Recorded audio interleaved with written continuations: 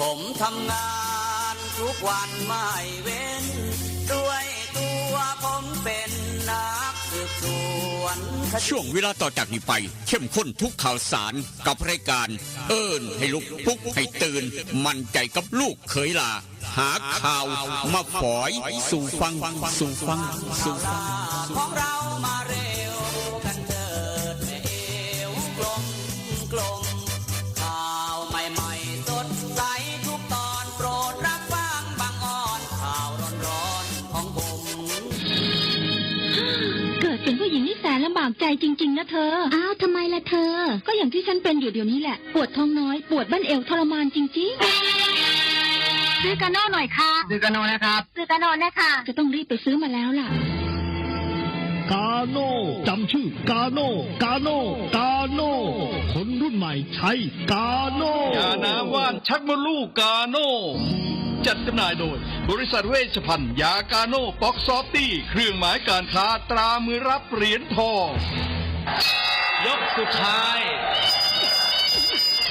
ยาป๊อกกล่องสีเขียวตรามือรับเหรียญทองใช้บรรเทาการปวดเมื่อยตามกล้ามเนื้อเคล็ดขัดยอกยาป๊อก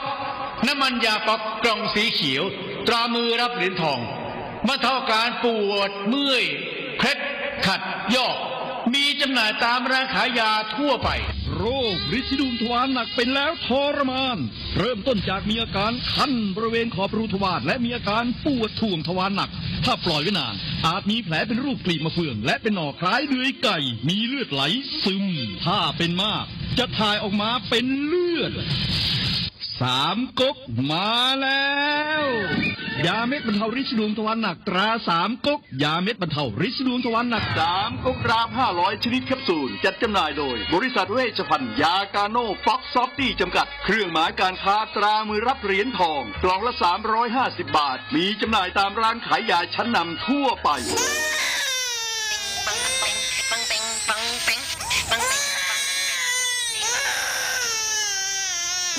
ลูกแอวลูกไห้เป็นไข้ไปหาหมอช่วยด้วยช่วยหน่อยคุณหมอ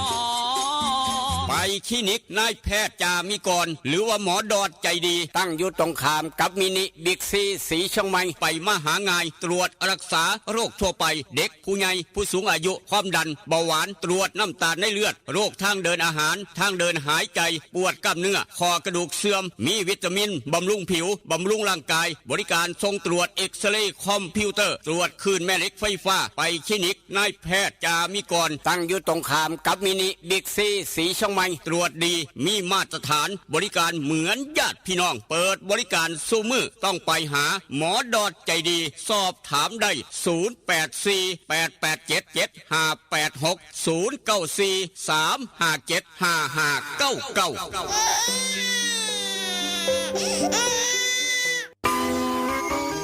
เล่นกันนักมันคืออะไรอะเล่นกันนักก็รักกันแน่นไงครับพี่ตั๊กโหรักกันแน่นแน่นเหมือนอะไรครับพี่เหมือนเหงือกกับฟันรักกันแน่นดีใช่ก็ยาสีฟันสมุนไพรตราหมอจุฬาวันนี้ยิ่งมั่นใจปรับโฉมใหม่แต่รสชาติแน่นเหมือนเดิมด้วยสมุนไพร5 ชนิดให้รักกันแน่นดีแบบนี้เล่นกันนักรักกันแน่นยาสีฟันสมุนไพรตราหมอจุฬาโฉมใหม่เยี่ยมยามถามข่าวว่าเวียกว่างานขอต้อนรับด้วยกาแฟฮ้อนหอมคนละจอก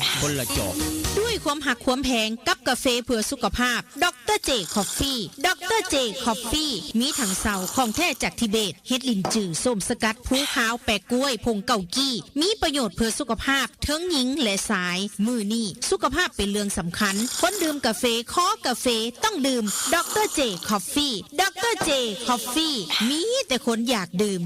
เศร้าดื่มแหลงเพื่อสุขภาพด้วยดรเจคอฟฟี่ดรเจคอฟฟี่คนละจอกมีจำหน่ายที่ FM 96.5 เมกะเฮิรตซ์ 0816016232 เด้อเจ้า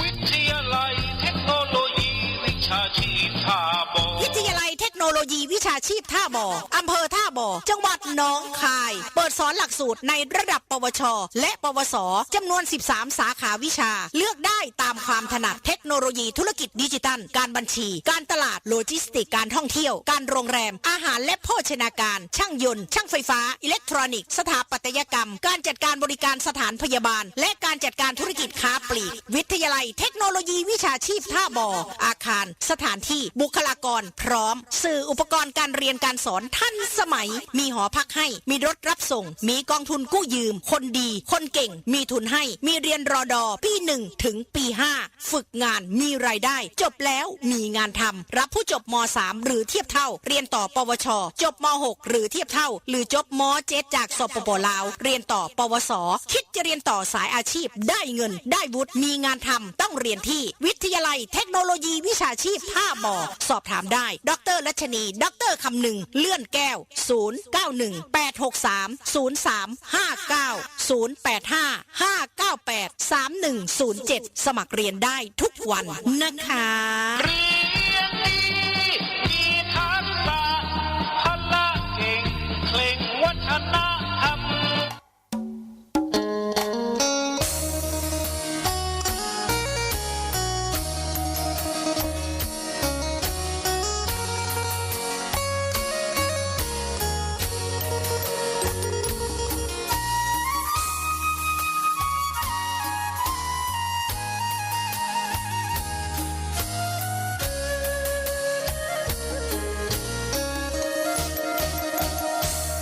นั่งจอคอคือทอดแทนอคือทอดผู้สาวเย็นลมหนาวกินข้าวแรงแล้วยังบ่นอน2 ทุ่มครึ่งเอารูปผู้สาวเบิ่งแล้วอ่อนสอน3 ทุ่มก่อน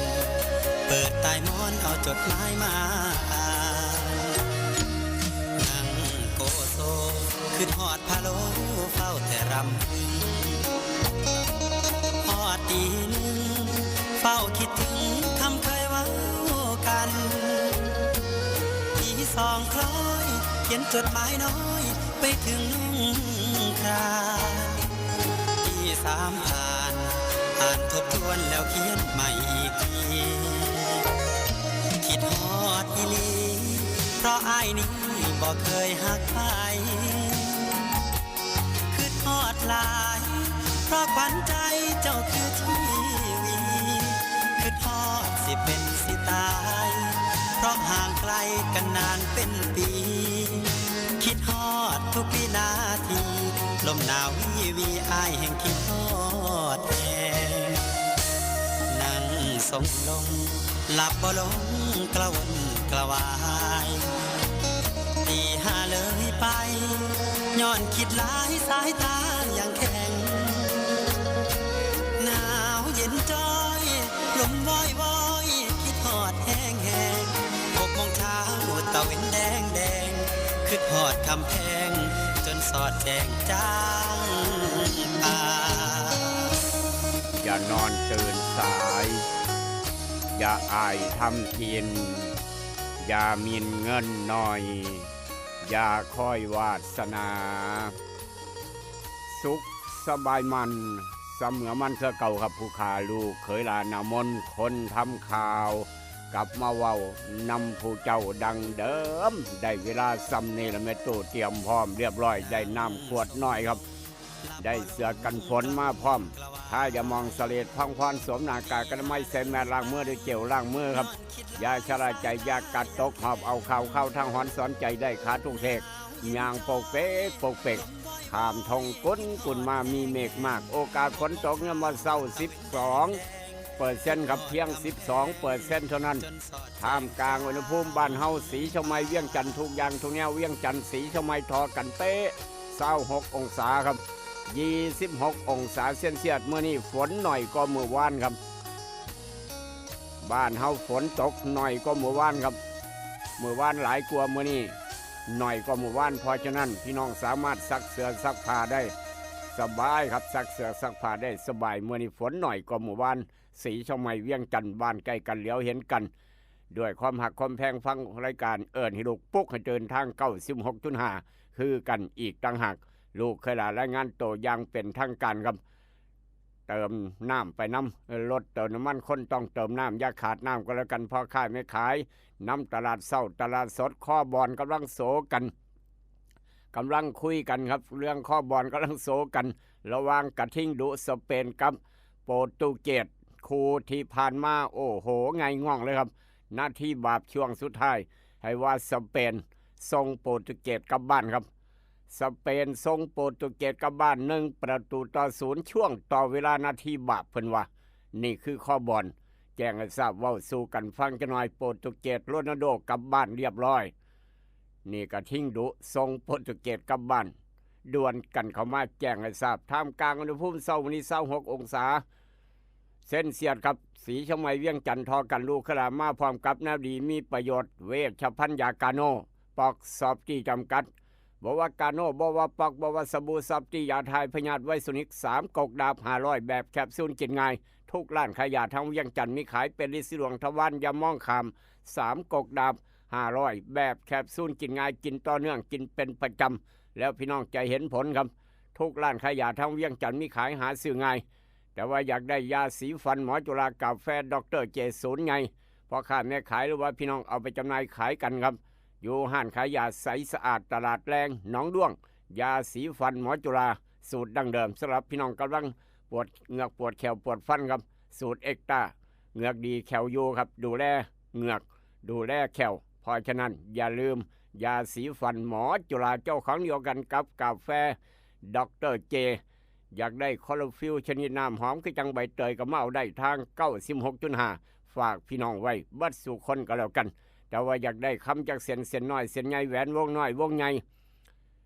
ไปเอาได้อยู่ห้านขายคำแม่กองแพงคำผิวตลาดเศร้านครหลวงเว้าแค่นี้พี่น้องหูจักดีไปยังต่อหน้าบันไดเลื่อนอยู่สั้น2ครับต่อหน้าบันไดเลื่อนสั้น2นั่นแหละครับห้านขายคำแม่กองแพงคำผิวอยู่หันห้านขายคำเก่าแก่ที่พี่น้องเวียงจันทร์หูจักดีปัญญังนอกจากนั้นอยากได้น้ำปลาแดกแซ่บนัวขั้วยิ้มพุ่งกำลังแซ่บไปทุกตอกสองหอมทุกเมืองทุกแขวงบ่ว่าไก่บ่ว่าไก่เสียงขวางหลวงพระบางนี่น้ำปลาแดกแซ่บนัวขั้วยิ้มพุ่งไปฮอดครับอยากไปฮอดทุกหลังคาเฮือนบ่ต้องนำหายากแค่กดโทรศัพท์ไปเบอร์นี้พี่น้องเวียงจันทร์ได้รถน้ำปลาแดกแซ่บนัวขั้วยิ้มพุ่ง552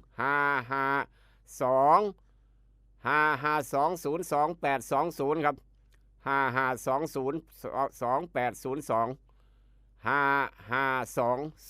5520 แก้ไข55202820นี่คือเบอร์โทรศัพท์น้ำปลาแดกแซ่บนัวขัวอิ่มพุ่งครับขามมาทางศรีชมัยบ้านเฮาขามมาทางอำเภอศรีชมัยบ้านเฮาครับมื้อนี้คลินิกนายแพทย์จามิกรวันอังคารเปิดคลินิกบริการพี่น้องตามปกติเปิดคลินิกบริการพี่น้องตามปกติครับเมื่อนี้วันอังคารภาคเช้า7 โมงเช้าเปิดคลินิกฮอด8 โมงครึ่งย่ำมื้อแรง5 โมงแรงฮอด2 ทุ่มครึ่งคุณหมอดอดใจดีเพิ่นเป็นห่วงย่ามพี่น้องหาคลินิกบ่พอครับย่านพี่น้องหาคลินิกบ่เห็นเอาไปหมองเก่าคือปิดเนาะพันสิวะไปเห็นหมองเก่าครับคลินิกนายแพทย์จามิกรห้วยเพิ่นคือปิดคือหยุดเพิ่นบ่ได้หยุดเพิ่นย้ายหมองใหม่ครับพี่น้องเพิ่นย้ายหมองใหม่พี่น้องขยับมาทางทหารนาเขาคลินิกนายแพทย์จามิกรหมองเก่าทหารนาเขาครับอยู่คลินิกนายแพทย์จามิกรหมองเก่าย่างมาทางซ้ายมือ50 เมตรครับย่างมาทางซ้ายมือ50 เมตรจะเห็นรถเห็นคลินิกนายแพทย์จามิกรย่างมา50 เมตรครับอยู่ฝั่งตรงข้ามถ้าพี่น้องเห็นบิ๊กซีเห็นมินิบิ๊กซีหรือว่าเห็นบิ๊กซีสีชงใหม่เหลียวเบิ่งฟังตรงข้ามกันเป๊ะเห็นคลินิกนายแพทย์จามิกรเห็นบิ๊กซีสีชงใหม่เห็นคลินิกนายแพทย์จามิกรย่างจากหม่องเก่ามาทางด้านซ้ายมือ50 เมตรจะเห็นรถคุณหมอดอดถ่ายอยู่หันตั้งแต่7 โมงเช้าฮอด8 โมงครึ่งย่ำมื้อแรง5 โมงแรงฮอด2 ทุ่มครึ่งเพิ่นย้ายหม่องใหม่ครับย้ายเพื่อความสะดวกสบายหายห่วงโอโถงกว่าเก่าใหญ่กว่าเก่าเพื่อต้อนรับพี่น้องเบิดสุขทุกคนครับคลินิกนายแพทย์จามิกรในยินแล้วก็บอกต่อปรึกษาสอบถามคุณหมอดอดได้ครับจองคิวได้เบอร์เก่าเบอร์เดิมย้ายหม่องใหม่แต่ว่าก็ยังเบอร์เก่าบริการพี่น้องเบอร์เก่าเบอร์เดิม083 ออกจ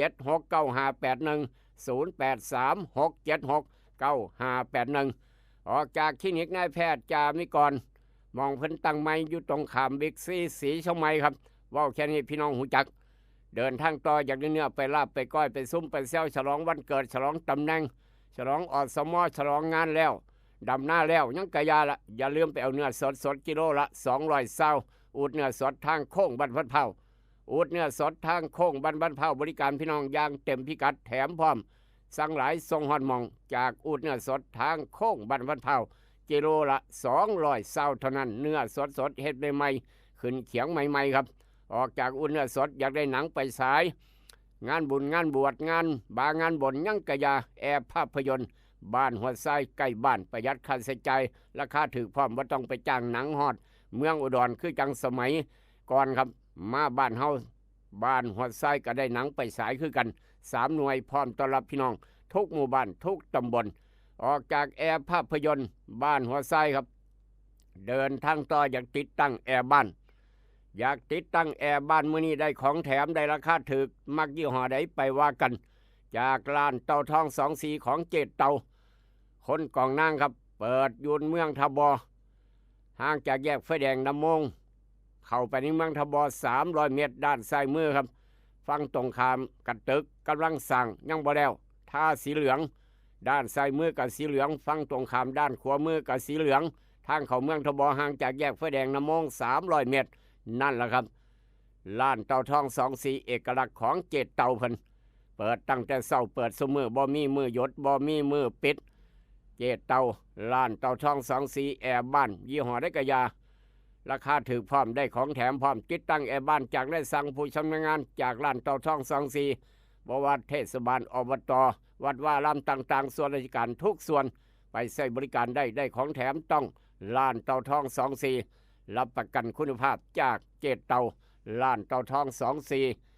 บริการซุมื้อบ่มีมือหยุดบ่มีมือปิดเปิดเบิดมือเบิดขึ้นอีกต่างหากเจ้าเก่าเจ้าเดิมตั้งแต่ก่อนเอิ้นว่าเต่าทอง24 นอขายเครื่องดื่มจำหน่ายเครื่องดื่มสอดแจ้งจังปังณวันนี้คือเก่าเจ้าเดิมจากเจดเต่าคนกองนางครับแต่ว่าลูกหลานจบม.3 จบม.6 เรียนต่อไกลบ้านประหยัดค่าใช้จ่ายพ่อแม่สบายใจไปวิทยาลัยเทคโนโลยีวิชาชีพทบกับดร.คำนึงดร.ราชนีรับประกันคุณภาพ13สาขาวิชาทาลูกทาหลานทาน้องทานุงกันโยพี่น้องเวียงจันทร์จบม.7 ลูกหลานจบม.7 มาเรียนต่างประเทศใกล้บ้านมักสาขาใดสาขาขายปลีกขายส่งขายออนไลน์เพิ่มประสบการณ์เพิ่มความรู้เข้าไปตั้งบริษัทน้อยๆอาจจะเป็นเศรษฐีน้อย100 ล้านก็ได้ผู้ใดจะไปหู้จักอย่าลืมบอกต่อครับเรียนใกล้บ้านประหยัดค่าใช้จ่ายกู้เงินยืมเรียนได้ไปวิทยาลัยเทคโนโลยีวิชาชีพทบพี่น้องคนสวนยางครับราคายางเริ่มบวกแล้วราคายางเริ่มบวกขึ้นดีใจกับพี่น้องคนสวนยาง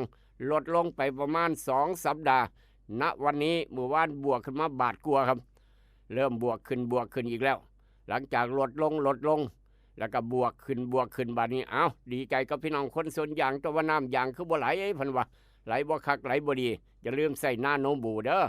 นาโนบูอ้ายของนาโนพัดกำลังแถมเสื้อพร้อมไปเอาอยู่ไสครับตัวแทนจำหน่ายร้านแต่การเกษตรแต่เอี่ยมเฮงสีเชียงใหม่เป็นตัวแทนจำหน่ายดาวแดงการเกษตรบ้านป่าสักเหนือทางมาทางดอนป่าเปื่อยบ้านหมอเป็นตัวแทนจำหน่ายอำเภอสังคมร้านสังคมการเกษตรอำเภอบ้านผือลาดวิริตอย่างพระอำเภอบ้านผือนาโนบูยาท่านยางสูตรเข้มข้นครับอ้ายของนาโนพัดใส่ดีแล้วบอกต่อต้นยาง30 ปีถ้าลงไปนายางนิ่มจีดง่ายถือใจคนสวนยางปัญญังอย่าลืมบอกต่อกันไปกำลังแถมเสือโตโกดตัวงามผู้ใหญ่วิชัยอย่าลืมไปเอามาใส่ก่อนโมซื้อนาโนบูปั๊บ1 ขวดได้เสือใหม่ๆยางโก้งามโหลดใส่ไปผสมผู้ใหญ่บ้านก็ยังได้บ่มีปัญหาครับอย่างนี้แหละก็บอกต่อกันไปนาโนบูแถมเสือเอา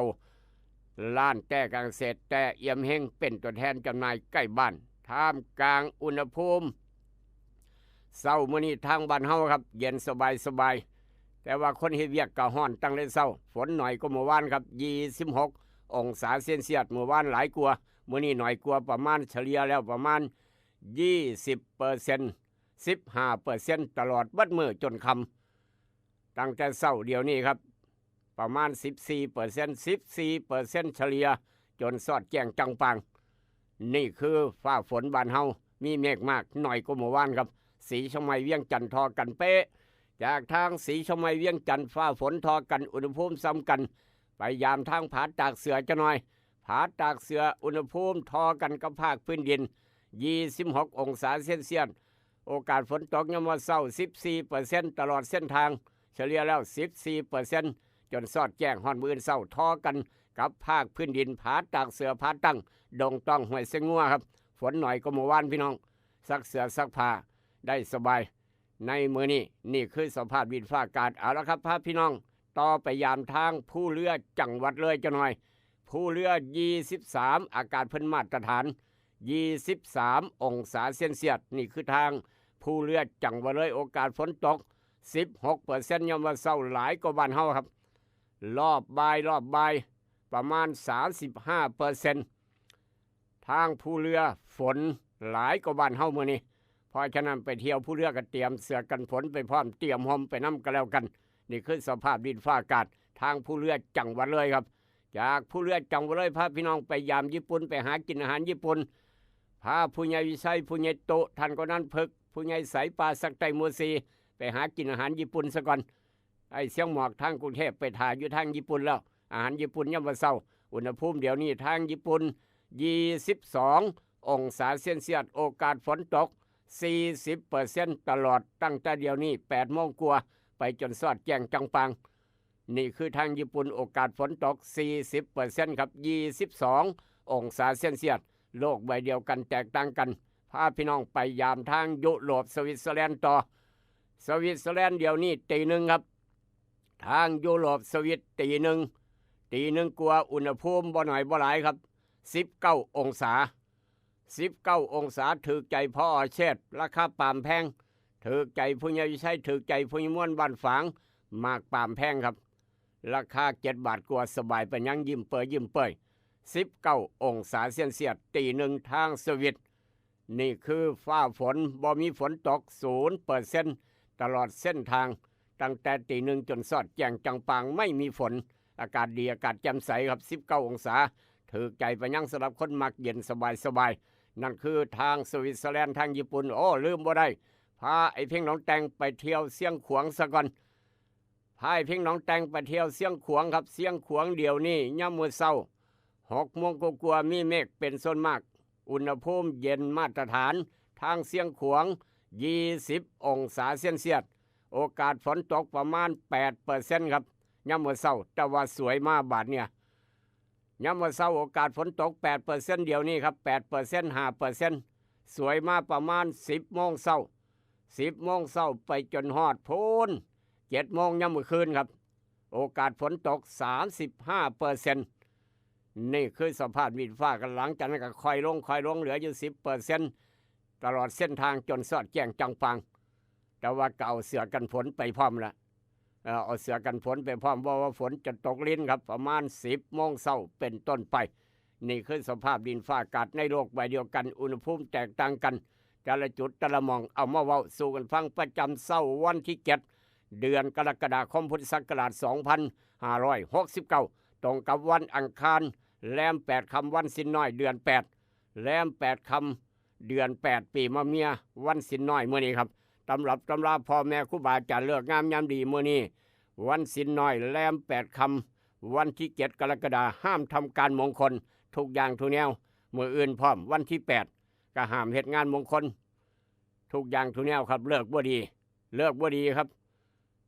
เลิกบ่ดีห้ามทำการมงคลหรือว่าพี่น้องเจ้าเลิกสะดวกก็แล้วแต่ตามอัธยาศัยบ่ผิดระเบียบจารีตประเพณีบ่ผิดวินัยครับเอามาเว้าสู่ฟังเอาเลิกสะดวกดีกว่าก็แล้วแต่ครับประมาณนั้นแต่ว่าตำรับตำราพ่อแม่ครูบาอาจารย์บอกไว้ว่าจังสั้นลูกขลาเอามาบอกต่อครับก็ลองพิจารณาเบิ่งโปรดพิจารณาไม่เชื่ออย่าลบหลู่แต่ว่าหลานชายหลานสาวคลอดมาเมื่อคืนพี่น้องเอ้ยขอแสดงความดีใจนำคนได้หลานชายหลานสาวครับคลอดอยู่โรงพยาบาลคลอดยังไม่ได้กระตามแต่ผู้ใดได้หลานชายยกมือขึ้น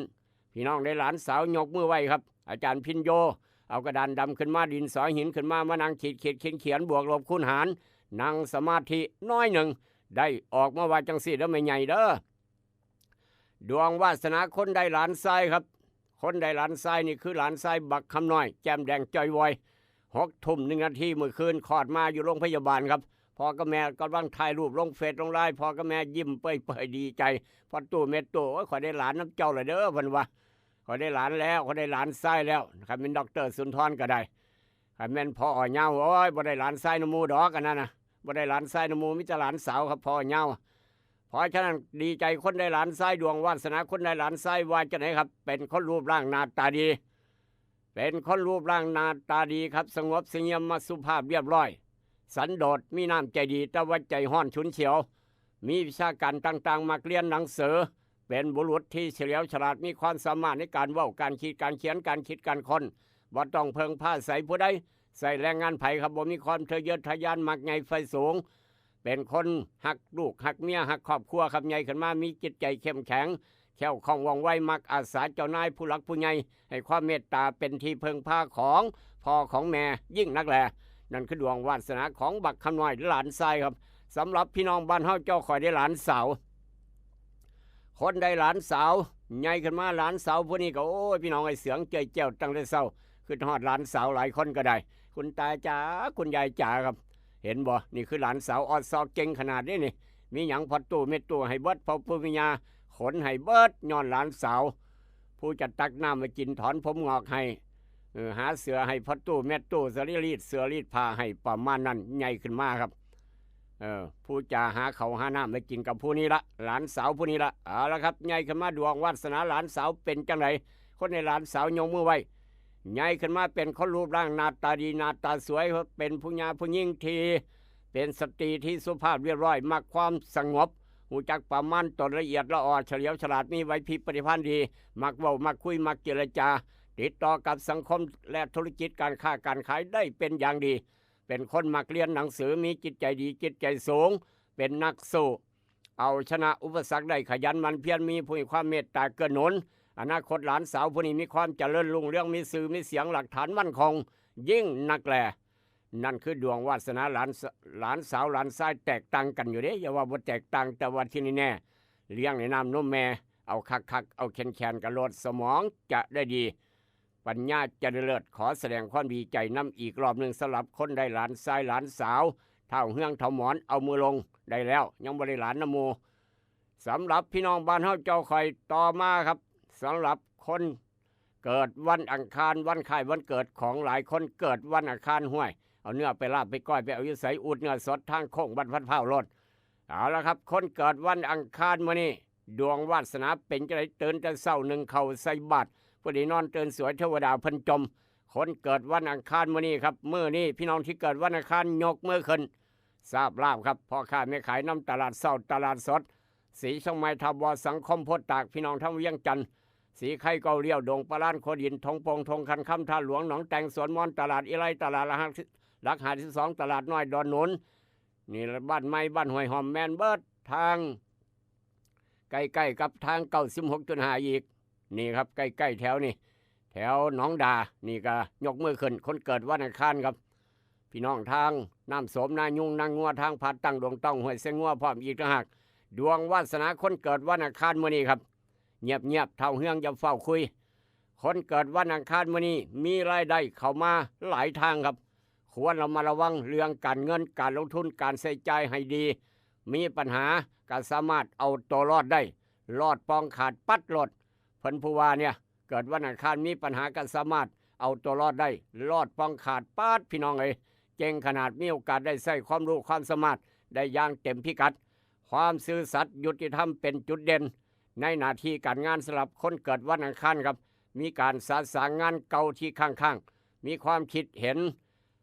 ขัดแย้งกับหุ้นส่วนเพศตรงข้ามให้ระวังย่ำโกรธอย่าได้ย่ำได้จะโกรธการใส่ใจต้องระมัดระวังให้มากควรปรับความเข้าใจกับคนรอบข้างให้ดีครับคนข้างแอวต้องปรับความเข้าใจกับคนข้างแอวให้ดียิ่งนักแลแล้วจะมีความสุขตลอดไปนั่นคือดวงวาสนาคนเกิดวันอังคารมื้อนี้อาจารย์พิญโยบอกไว้ลูกเขยหลาบอกต่อครับเสือบ่เสือเป็นอีกเรื่องหนึ่งด้วยความหักความแพงกับกาโนปอกสบู่ซับที่ยาทายพยาธิไวซุนิก3กกดาบ 500 แบบแคปซูลกินง่ายยาสีฟันหมอจุฬากาแฟดรเจมื้อนี้วันอังคารคุณหมอดอดเปิดคลินิกตามปกติเช้าเปิด7 โมงเช้าฮอด8 โมงครึ่งยามมื้อแลง5 โมงแลงฮอด2 ทุ่มครึ่งนายแพทย์จ่ามิกรจะดีเปิดคลินิกบริการพี่น้องตามปกติอยู่หม่องใหม่เด้อพี่น้องเด้อย้ายจากหม่องเก่าพี่น้องไปหม่องเก่าบ่เห็นเพิ่นปิดไว้เด้หั่นน่ะหม่องเก่าเพิ่นบ่ได้เปิดเพิ่นปิดย่างมาทางซ้ายมือ50 เมตรจะเห็นรถคลินิกนายแพทย์จ่ามิกรหม่องใหม่ตรงข้ามกับมินิบิ๊กซีครับตรงข้ามบิ๊กซีสีเชียงใหม่ฟังตรงข้ามกันถ้าเหลียวเบิ่งตรงข้ามเห็นบิ๊กซีถ้าเหลียวจากบิ๊กซีจะเห็นคลินิกนายแพทย์จ่ามิกรครับนี่คือหม่องตั้งใหม่ตั้งแต่บัดนี้เป็นต้นไปเพิ่นย้ายมาอยู่หม่องนี้อยู่ตึก2 ชั้นตรงข้ามบิ๊กซีสีเชียงใหม่พี่น้องไปใช้บริการได้เช้ามื้อนี้เปิดตั้งแต่เช้าอยู่แล้วอังคาร7 โมงเช้าฮอด8 โมงครึ่งยามมื้อแลง5 โมงแลงฮอด2 ทุ่มครึ่งโทรศัพท์ปรึกษาจองคิวได้083-676-9581 วันนี้ในอดีตย้อนไปเมื่อวันที่7ครับ7 กรกฎาคมวันที่7 กรกฎาคมปี 2510 หลายคนเกิดแล้วครับลูกหลานเกิดใหม่ยรุ่นอาจจะบ่ฮู้จักแต่ว่าปี 2510 นุ่มน้อยกระดันดำมาศอกจักรพันธ์ข้าเข่าเกิดแล้วตู้สมเนี่ยก็เกิดแล้วตู้เถิงก็เกิดแล้วว่ามื้อนี้ตู้เถิงเราจะไปยกทัพไปนั่นตัวนี้ยกทัพปราบยุงลายตัวมื้อนี้ตู้เถิงพร้อมทีมงานเพิ่นพี่น้องอย่าลืมให้การต้อนรับเด้อให้การต้อนรับให้กำลังใจตู้เถิงพร้อมทีมงานครับเราจะยกทัพไปปราบยุงลายเห็นตู้เถิงเนี่ยว่าแลนหนีเบิดเด้อพี่น้องเอ้ยย่านตู้เถิงหัวหน้าแม่ทัพประมาณนั้นเอาละครับวันที่7 กรกฎาคมปีพุทธศักราช 2510 ตรงกับคริสต์ศักราช 1967 พาพี่น้องไปยามภาคใต้จะน้อยไปยามภูเก็ตจังหวัดภูเก็ตเป็นเมืองแห่งการท่องเที่ยวรายได้สูงของประเทศไทยครับผู้ใดกำลังไปภูเก็ตพี่น้องสีเชียงใหม่กำลังไปอยู่ภูเก็ตไปทำมาหากินอยู่หันหลายครับจนเอิ้นว่าสีเชียงใหม่2เมื่อนั้นปีนั้นครับ 2517 กรกฎาคมประเทศไทยครับได้มีเพราะว่าไปมาลำบากก่อนนั้นไปมาลำบากเด้เพราะว่าจังหวัดภูเก็ตเป็นเกาะครับจังหวัดภูเก็ตเป็นเกาะจะออกจากจังหวัดพังงาไปภูเก็ตต้องนั่งเรือครับต้องขี่เรือไปเกาะภูเก็ตต้องจ้างเรือไปภูเก็ตผู้ใดไปก็ญาติต้องขี่เรือไปครับนอกจากนั่งเครื่องบินอันนี้ภาคทางภาคอากาศนั่งเครื่องบินไปแต่ว่าภาคทั้งโคกนี่ดิ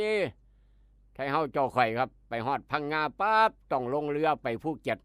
เพราะฉะนั้นมื้อนั้นครับ7 กรกฎาคม 2510 เหตุการณ์ที่ทุกคนต้องจดจำการเปิดไส้สะพานสารสินเป็นมื้อแรกครั้งแรกอย่างเป็นทางการครับ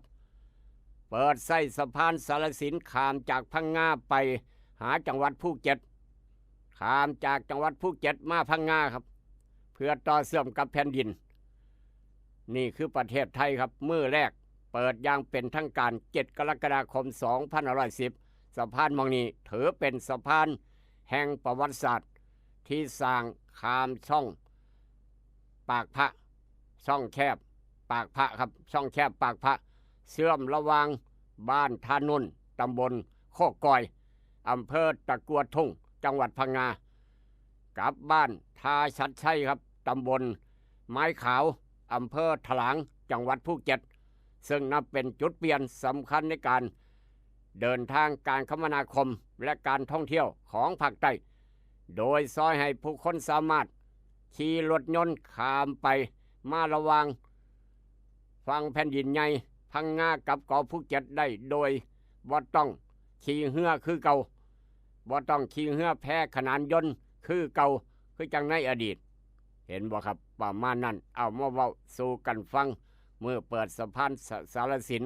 เป็นสะพานประวัติศาสตร์มีน้ำซ้ำคู่บ่าวคู่สาวก็ยังไปโดดสะพานสารสินจนได้สร้างเป็นหนัง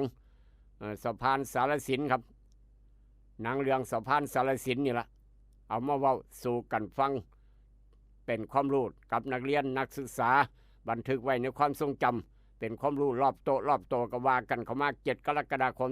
2510 เปิดใส่สะพานสารสินอย่างเป็นทางการระหว่างพังงาไปภูเก็ตมาพังงาใส่รถข้ามไปสะดวกสบายจนฮอดเมื่อนี้เอามาเว้าสู่กันฟังวันนั้นในอดีตแต่ว่าเมื่อนี้ปัจจุบันน้ำบ่ไหลไฟบ่สว่างหนทางบ่ดีพี่น้องว่ากันเข้ามาแจ้งเข้ามาตู้ถึงอยากปราบยุงลายเมื่อนี้จะออกปราบยุงลายแล้วครับหมู่10หมู่11เพิ่นว่าภาคเช้าภาคบ่ายเอาพี่น้องให้กันต้อนรับเด้อทางบ้านพันเผาเพิ่นบอกมาลูกขลาก็บอกต่อครับตู้ถึงอยากเพิ่มเติมไปจักคนกองทัพปราบยุงลายมื้อนี้ไปจักคนครับแจ้งกันเข้ามาจังหน่อย0816016232ท่านกำนันพึกกำลังเปิดออกหอกระจายข่าวดังๆทางตำบลพันเผาทั้งบ้านพันเผาครับผู้ใหญ่ตุบ้านโนนสง่าผู้ใหญ่ไส้บ้านคงระแวงผู้ใหญ่ใสปาสักใต้โมเสผู้ใหญ่สุทธิดามูลติสีปาสักใต้หมู่เก้านี่กำลังเปิดดังฟังชัดเจนครับพี่น้องทางปาสักใต้หมู่เก้าเบิ้งซอยกันเบิ้งครับร่วมด้วยช่วยกันยายคนไปรักน้ำมันยายคนไปรักใส่กองรถคูโบต้าก็แล้วกันรถไถนาคูโบต้าลักต้นน้ำมันกันพี่น้องเอ้ยเป็นโพดแม่เหลือปาสักใต้หมู่4พลักเครื่องสูบน้ำปาสักใต้หมู่9พลักน้ำมันครับลักฮอดใส่กองอากาศอีกต่างหากของคูโบต้าโอ้ยเป็นโพดแม่เหลือผู้ใดลักหมูผู้ใดลักยกมือขึ้นเด้อเอาไปส่ง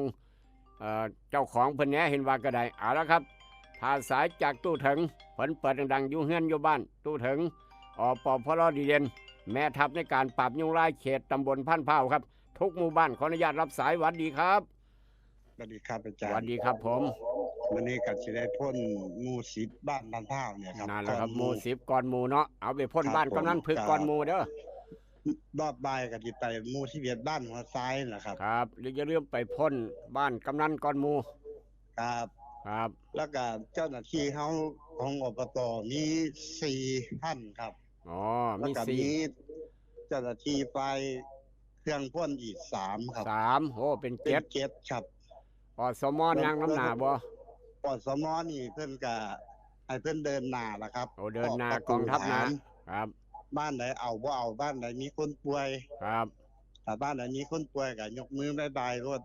บ่เอา ครับบ่เอา ถ้าบ้านไหนเอาก็ชี้มือใส่รถครับ ครับผม ผู้พ่นก็สิได้ย่างเข้าไปพ่นให้รถครับ โอ้ผู้พ่นย่างไปพ่นให้รถ อยากให้พ่นหมองใดก็ชี้บอกผู้พ่นรถ ครับ ผู้พ่นสิพ่นให้ครับ ครับผม มื้ออื่นก็สิไปหมู่12บ้านหัวซ้าย ครับ คุ้มบ้านได้พอพุทธชัยพุ่นครับมื้ออื่น โอ้พ่นให้ผู้ที่ใช้หลายกว่าหมู่นี่เด้อหั่นน่ะ ครับโอ้ใส่เพิ่นกรุ๊ปทีม เพอมันยุงเราหลายยุงเราหลายเราเลี้ยง เดียว เราเลี้ยงไว้ให้ ครับ ปลากินว่าซั่นว่า ครับ ครับ ช่วงบ่ายมาก็สิไปบ้านโคกหนองแวงบ้านผู้ใหญ่วิชัยพุ่นล่ะครับ ครับ อ่า เอาใส่เวลาปฏิบัติการจักมือตัวถึงใส่เวลาปฏิบัติการจักมือ บก4มื้อครับ 4มื้อเรียบร้อยเนาะ 4มื้อเรียบร้อยบัดสุดท้ายหมู่ก็คือบ้านย้อยไฮกับบ้านโคกกองครับ นี่แล้วอบตพันเผาขามมาได้จังได๋แปลกประหลาดอยู่นี่ก็เลยแปลกประหลาด ก็ทั้งเบิดรวมทั้งเบิดมันตกเป็น12หมู่บ้าน 12หมู่บ้านเนาะ ครับ อ้าว ส่วนฮอดผู้หลักคุ้มลงบ่อเสาบุญสนองพุ่นล่ะครับ บ้านผู้ใหญ่วิชัยไปมื้อใดบ้านผู้ใหญ่วิชัยหั่น มื้ออื่นนี่แหละครับ โอ้มื้ออื่นเนาะเอาบอกเรา ไป ติ มื้ออื่นช่วงบ่ายครับ ช่วงบ่ายเตรียมเนื้อพลอยๆไว้เด้อผู้ใหญ่วิชัยเครื่องดอกเครื่องดื่มให้พร้อม บ้านไหนผู้ใหญ่วิชัยไปตอนบ่ายเพราะว่าช่วงเช้ามันสิได้พ่นอยู่หมู่12ทางบ้านอาจารย์พอออกพุทธชัยครับ ครับบ้านผู้ใหญ่วิชัยก็พ่น3รอบรถ ครับ ครับผม รอบ3นี่จักสิมีบ่มีคันบ่มีก็แปลว่ารอบนี้แล้วก็ เบิด คือง บ จบแล้ว เบิ ครั ด บ งบเบิดงบ เบิดงบ ครับผม ครับเช้านี้ก็นี่แค่นี้แหละครับอาจารย์สวัสดีครับ ครับ นั่นคือกองทัพปราบยุงครับ ยุงไล่เห็นตูเถิงแลนหนีเบัดพี่น้องย่านแลนไปอยู่ใส่กระบูจักโหกันไปอยู่ปาลูกคอกพุ่นบ่ธรรมดา ยุงไล่ย่านตูเถิงทีมงานปราบยุงไล่บ้านพัดเผาเพราะฉะนั้นแต่ละเทศบาลแต่ละอบตครับ มีการปราบมือใดเป็นยังไงก็แจ้งกันเข้ามาพี่น้องจะได้ฮู้นํกัน กับรายการให้ลูกปุ๊กให้เตือนเอาละครับขอบุญขอบคุณทุกบ้านทุกหอกระจายข่าว ที่กำลังเปิดดังหนองบึงน้อยจิตอาสาทางหนองบึงน้อยนี่พ่นมือใดเนาะหนองบึงน้อยเฮานี่เนาะ จิตอาสาพัฒนาหมู่บ้านเปิดดังฟังชัดเจนครับนาแดงองตรงอายุมันคนยืนทั้งหนองมือน้อยตำรวจบ้านเปิดหอกระจายข่าวดังกระหึ่มเต็มทงให้ทงหน้าครับทางบ้านไทยสามัคคีทางบ้านโพนบ้านโคกธรรมอบตสกลโคกธรรมในเปิดดังฟังชัดเจนดังรัดใส่กันกับทางผู้ใหญ่ใสกับทางผู้ใหญ่สุทธิดาทางปราสักใต้หมู่เก้าท่านหัวหน้าประมงอดีตหัวหน้าประมงทาบอครับท่านหัวหน้าสาธิตยกโป้ให้กดไล่ให้พร้อมอีกต่างหากผู้ใดอยากได้ปูได้ปลาปลาน้อยเลี้ยงปลาอยากเลี้ยงปลาอยากพอพันปลาอยากเลี้ยงลูกพันปลาไปหาหัวหน้าสาธิตโลดเรามีบริการอย่างเต็มพิกัดเสี่ยวหลายสำใดมักป่าหยังเฮ็ดให้ได้เบิดพี่น้องเลยบ่ไม่ธรรมดาชำนาญการพิเศษครับถือว่าชำนาญการผู้เชี่ยวชาญชำนาญการพิเศษหัวหน้าสาธิตโลกขนาดไปยามเพิ่นมาแล้วเห็นแล้วกับตาครับค่อยเว้าได้เห็นแล้วกับตาที่ค่อยเว้าได้บ่ไม่ธรรมดาเอาอย่าลืมครับบอกต่อกันไปก็แล้วกันขอบุญขอบคุณทุกหมู่บ้านที่ลูกขนาดบ่เอ่ยฮอดเอ่ยถึงพี่น้องเวียงจันทร์ทุกตอกซอหอมพี่น้องทั้งอำเภอเมืองหนองคายน้ำสมนายุ่งบ้านผือทุกหม่องที่906จนหาไปฮอดอำเภอสังคมพัดตั้งดงต้องห้วยซึ่งงัวพร้อมตำบลบ้านเดือพระธาตุบังพวนพร้อมทางอำเภอเมืองหนองคายครับตั้งแต่ทางอำเภอเมืองตั้งแต่ตลาดชัยพรท่าเสด็จไปจนฮอดวัดหลวงพ่อบาทเดียวแถวริมโขงฟังก็ได้หาดคำตำบลหาดคำตำบลวัดธาตุขอบุญขอบคุณอีกเท่านึงฟังเสมอขาดบ่ได้กระสั้นแม่ตู้บ่ไปให้ไปหน้าที่คำบ่ได้ฟังลูกเคยลาจบเพิ่นว่าประมาณนั้นขอบุญขอบคุณหลายครับให้กำลังใจลูกเคยลาด้วยดีเสมอมาขออนุญาตเดินทางต่อไปสำรวจตรวจสอบหน้าหนึ่งของไทยรัฐกับกาโน่ปอกสบู่ซับตี้ยาทายพยาธิไวซุนิก3กกดาบ500แบบแคปซูลกินง่ายครับช่วงนี้กำลังโอ้โหครับจังหยังเป็นหยังละโดยเฉพาะกฎหมายนิรโทษกรรมครับยันกฎหมายนิรโทษกรรมผ่านสภาแน่ครับปล่อยชุดใหญ่ยกเว้นความผิดคดีมาตรา112ครับติดตามตอนต่อไปผู้ใดมีคดีต่างๆนี่ครับจะนิรโทษกรรมประเภทใดแน่ผู้ใดแน่ต้องติดตามครับต้องติดตามพี่น้องกฎหมายนิรโทษกรรมยกเว้นความผิดคดีมาตรา112ครับติดตามตอนต่อไปนอกจากนั้นของไทยรัฐหนุ่มใหญ่คังฆ่าสลดรปภขี่มอไซค์ขึ้นทางด่วนมอเตอร์เวย์ M6 ทางโคราชตัวเนี้ยอันนี้ก็ได้โอ้ยโพดเหลือเนาะนี่เนาะนอกจากนั้นสเปนครับกระทิงดุส่งโปรตุเกสส่งโรนัลโดกลับบ้านสเปนครับทีมสเปนส่งโรนัลโดกลับบ้านเรียบร้อยครับรอบ16ทีมสเปนเขารอบ8ทีมช่วงนาทีบาปช่วงต่อเวลาหลังจากเบิด90นาทีแล้วช่วงต่อเวลา6นาทีแรกเท่านั้นแหละโอ้ยพี่น้องเอ้ยเรียบร้อยมาล็อกปอกแป๊กเข้าประตูตุงตะไคร่ปั๊บโอ้โหให้ว่าหัวเขาอ่อนยอมครับแฟนพันธุ์แท้ของโปรตุเกสแฟนพันธุ์แท้ของสเปนเฮจนเพราะฉะนั้นตกรอบโปรตุเกสตกรอบตามบราซิลครับบราซิลกลับบ้านโปรตุเกสกลับบ้านคือกันสเปนไปต่อรอบ8ทีมแต่ว่าจะผ่านรอบ8ทีมบ่8ทีมต้องติดตามตอนต่อไปนักไปนาครับนี่คือฟุตบอลโลกวันนี้มื้อคืนนี้เช้ามื้อนี้ก็มีอีกติดตามตอนต่อไปนี่คือหน้าหนึ่งของไทยรัฐนอกจากนั้นครับไปดวลไทยรัฐเข้ามามีอย่างเนี่ยดวลไทยรัฐเข้ามาครับเข้ามาแล้วดวลไทยรัฐนี่พี่น้องเจ้าของหอพักโอ้ช่วงนี้ปวดหัวครับกับคนมาเซาเจ้าของหอพักเฮือนพักพี่น้องมาเซาหอพักเฮือนพักคนมาเซานี่ครับสำคัญในแท้ดิย้ายออกค่าไฟกับบ่จ่ายค่าน้ำกับบ่เสียมีน้ำซ้ำเอาขยะไว้ในห้องเต็มอึ้งตึงขวดน้ำขวดหยังแก้วโอ้โหจักไปอยู่ใดจังนอนใดจังได้ผู้มาเซาเนาะเจ้าของหอพักพังงะเลยครับหลังผู้เซาผัวกับเมียย้ายออกทีมกองขยะท่วมห้องกินเหม็นคนข้างห้องใกล้กันว่าเหม็นหึงครับป๊าดโถ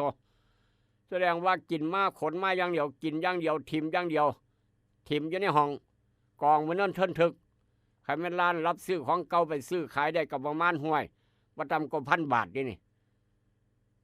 ว่าตำกว่า1,000 บาทเต็มบัดท่วมห้องบัดพี่น้องไอ้ขวด เครื่องดอกเครื่องดื่มแก้วกะโอ้สารพัดแมงวันตอมพึงๆอยู่ในห้อง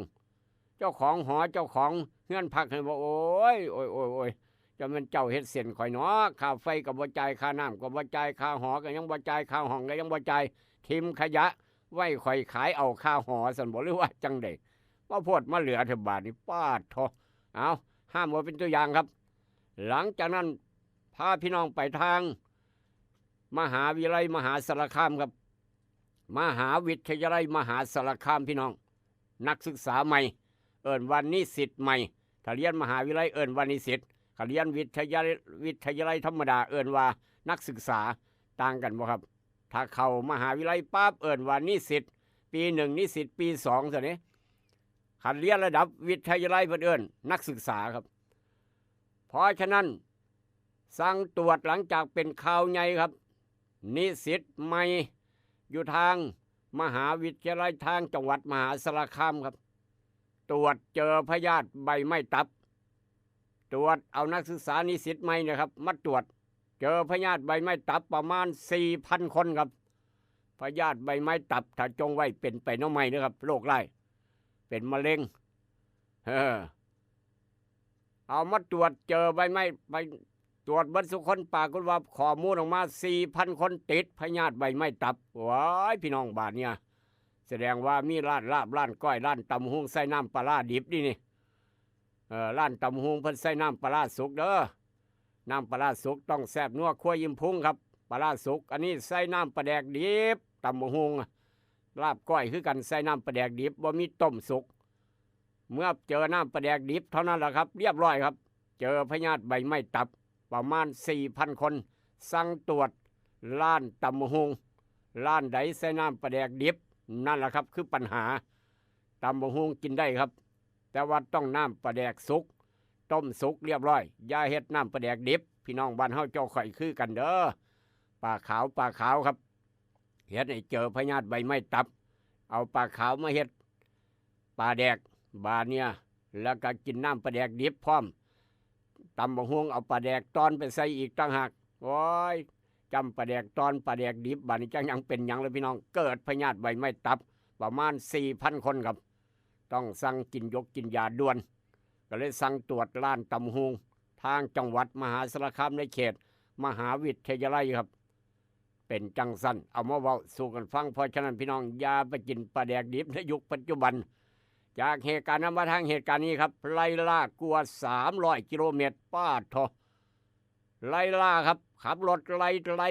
กันปั่นในหนังของแท้ครับเป็นหยังสกัดจับแจ้งนักบินยึดยาไอได้83 กิโลยาบ้า 200,000 เม็ดกับพ่อแม่นพวกเราขับรถหนีแล้วเนาะบ่ได้ขับรถหนีตำรวจไล่ขับหนีจี้ไล่จี้นี่โอ้โหบ่เป็นแข่งเหือครับอันนี้ไล่ผู้ไล่บ่เป็นไทยหนังบ่เป็นแสดงหนังคือของแท้ครับ300 กว่ากิโลแสดงว่าไล่จากหนองคายไปจนฮอดขอนแก่นบ่นี่นี่โอ้300 กว่ากิโลครับเลยขอนแก่นอีกต่างหากโอ้โหกว่าสิจับได้บัดจับได้ย่อมแพ้ยาบ้า 200,000 เม็ดยาไอ83 กิโลครับเอามาเว้าสู่กันฟังถือว่าเป็นข่าวด่วนของไทยรัฐเช้ามื้อนี้นอกจากนั้นจับเจ้นกยักษ์ครับจับเจ้นกยักษ์ขายม้าเลี้ยงหมาครับขายม้าขายยาบ้าขายยาม้าเลี้ยงหมาเจ้นกแล้วมีหมาอยู่ประมาณโอ้โหครับมีหมาอยู่ประมาณ40 ตัวผู้ใดก็บ่ให้เงินเราไปเลี้ยงบัดนี้หมาเนี่ยครับหมาจรจัดเราเอาไปเลี้ยงประมาณ40-50 ตัวค่ากับข้าวกับน้ำค่าสารพัดค่าโอ้ยเฮ็ดจังได๋บ่มีเงินซื้อกับข้าวซื้ออาหารหมาครับแล้วก็ขายม้าซะแล้วม้านี่ก็คือยาบ้าครับถูกจับตำรวจไปจับได้ยาบ้า382 เม็ดเรารับสารภาพว่าขายยาบ้าเพื่อจะเอาอาหารซื้ออาหารหมามาเลี้ยงหมาจรจัดอยู่ในบ้านเรารับไปเลี้ยงเบิด40 กว่าตัวถูกจับเรียบร้อยโอ้ยพี่น้องเอ้ยจังสิว่าจังได๋เนาะบาดนี้เนาะอ้าวเป็นข่าวครับย้อนบ่มีเงินซื้ออาหารการกินมาให้หมากินพอเราเอามาเลี้ยงเบิดเอิ้นว่าขายม้าเลี้ยงหมาจับเจ้นกยักษ์ของกลางยาบ้า382 เม็ดเป็นข่าวใหญ่ครับ นอกจากนั้นกองทัพเรือไทยสหรัฐเปิดฉากฝึกผสมนี่ระหว่างอเมริกากับกองทัพเรือไทยร่วมฝึกผสมครับ 2026 ค่ารัฐ 2026 เสริมความมั่นคงทางทะเลอ่าวไทยครับฝึกร่วมระหว่างทหารเรืออเมริกากับทหารเรือไทยฝึกร่วมกันนี่เป็นข่าวนอกจากนั้นเร่งสอบปากคำเพิ่มสืบหาพฤติกรรมก่อนเกิดเหตุสืบหาพฤติกรรมเด็กน้อยก่อนเกิดเหตุคดีเด็ก11 ปีขับรถต่ำพระธุดงค์มรณภาพครับกำลังเร่งสอบหลานน้อยนี่เป็นยังไงมาจะไหนพ่อกับแม่ฝึกให้บ่หรือว่าพ่อกับแม่ตั้งใจให้ครับบ่กำลังสืบหาอย่างเร่งด่วนครับสอบปากคำเพิ่มประมาณนั้นนี่คือด่วนของไทยรัฐเข้ามาจากไทยรัฐโยงง่ายๆไปทางหน้าหนึ่งของเดลินิวเศร้ามื้อนี้ครับเดลินิวบอกว่าจะไหนเนี่ยเดลินิวหน้าหนึ่งเศร้ามื้อนี้บอกวางสิด่วนกันเข้ามาครับหน้าหนึ่งเธอเลอกลุ่มเปาบางเกี่ยวกับเงินรัฐบาลระบาดนี้เกี่ยวกับเงินรัฐบาลแล้วครับกลุ่มเปาบาง5,380,000 คนครับมีสิทธิ์มีรุ่นรับสิทธิ์กลุ่มเปาบางครับ5,380,000 คน 80,000 ชีวิตมีรุ่นรับสิทธิ์ใส่ซื้อรอบพิจารณาบัตรคนจนเกณฑ์ใหม่เลิกลดหย่อนภาษีพ่อกับแม่พร้อมสินเชื่อภาคเกษตร 100,000 บาทพร้อมสินเชื่อภาคเกษตร 100,000 บาทติดตามตอนต่อไปครับนี่คือทางรัฐบาลมีรุ่นรับสิทธิ์ใส่ซื้อรอบพิจารณาบัตรคนจนเกณฑ์ใหม่เลิกลดหย่อนภาษีพ่อแม่พร้อมสินเชื่อภาคเกษตร 100,000 บาทติดตามตอนต่อไปเป็นข่าวครับนอกจากนั้นนายกน้อมรับศาลวินิจฉัยพรกกู้ขัดมาตรา172หรือบ่ยินดีทำตามเฮ็ดตามวัตถุอย่างถ้าศาลว่านี่คือนายกว่าจังสั้นเป็นข่าวนอกจากนั้นอุทัยนันทวัฒน์ปัดตอบคดีแอร์ฝากขังค้านประกันไล่ล่าหัวโจกฟังต่างประเทศครับเป็นข่าวนายกตั้งประธานเช็คบินโกงสอบท้องถิ่นรายงานทุก10 มื้อนี้ครับ15,000 คนผู้ใดผิดเจอเสื้อเลื่อนสำรองแทนครับ15,000 คนที่บรรจุไปแล้วผู้ใดผิดผู้ใดถูกเจอเชือดเลื่อนสำรองแทนติดตามตอนต่อไปคดีคู่ปีศาจเจบ้าบินก็ยังบ่แล้วง่ายเด้จำคุกอ้วมคู่ปีศาจครับคู่ปีศาจเจบ้าบิน6 เดือนโดยบ่มีการรอลงอาญามหากาพย์หวย30 ล้านที่ผ่านมาครับแจ้งเท็จให้คนอื่นรับโทษพฤติกรรมผิดร้ายแรงครับนั่นเห็นบ่คู่ปีศาจกับเจบ้าบินครับว่าจังสั้นของจริงต้องคือของจริงเพิ่นว่าติดตามตอนต่อไปครับนี่คืออีกกรอบหนึ่งครับอีกกรอบหนึ่งดวลกันเข้ามาไฟเขียวปรับเกณฑ์ใหม่บัตรคนจนลดหย่อนภาษีพ่อแม่พร้อมสินเชื่อภาคเกษตร 100,000 บาทเห็นชอบเปาบาง5,380,000ได้สิทธิ์ติดตามตอนต่อไปครับติดตามตอนต่อไปสำหรับพี่น้องมีบัตรคนจนนอกจากนั้นยังอีกหลายกรอบหลายข่าวครับอีกหลายกรอบหลายข่าวบอกว่าสตาข้าราชการท้องถิ่น15,000 คนโกงสอบให้ออกเลื่อนลำดับถัดไปบรรจุเหตุงานแทนครับข้าราชการท้องถิ่น15,000 คนโกงสอบจะให้ออกเลื่อนลำดับถัดไปบรรจุเหตุงานแทนครับห่วยมาเป็นนั่นเนาะเลี้ยงฉลองกันเบิดเงินหลายพันหลายหมื่นละนอกจากนั้นคู่ปีศาจเจบ้าบิน6 เดือนแจ้งเท็จหวย30 ล้านมักตัวนี่คนมักตัวนี่ครับมักเว้าเรื่องบ่เป็นจริงเอามาให้เป็นจริงนะครับผลท้ายเทวดาใส่กรรมละให้คนอื่นต้องรับโทษบอกว่าพฤติกรรมร้ายแรงครับบ่ควรให้ได้รอลงอาญาผลเด้บ่ธรรมดาเทวดาเริ่มใส่กรรมแล้วครับเพราะฉะนั้นผู้ใดมักตัวหาเรื่องเนี่ยบ่มีเรื่องมีราวมัดตัวให้คนอื่นเดือดร้อนให้ระวังเด้อพี่น้องเด้อเอิ้นว่าแจ้งเท็จเด้เดี๋ยวจะหาว่าไม่บอกผิดกฎหมายอาญาครับติดคุกติดตารางพร้อม ผิดกฎหมายแพ่งพร้อมอีกต่างหากเอามาเว้าสู่กันฟังอันใดดีมีประโยชน์นำไปคิดนำไปใช้อันใดบ่ดีเอาไปทิ้งลงแม่น้ำโขงเอาความขมขื่นไปทิ้งแม่โขงและจะสบายใจกลับมาพ่อกันกับอาหารสมองยามมื้อเช้ายกต่อไปยกที่2กับกาโน่ครับ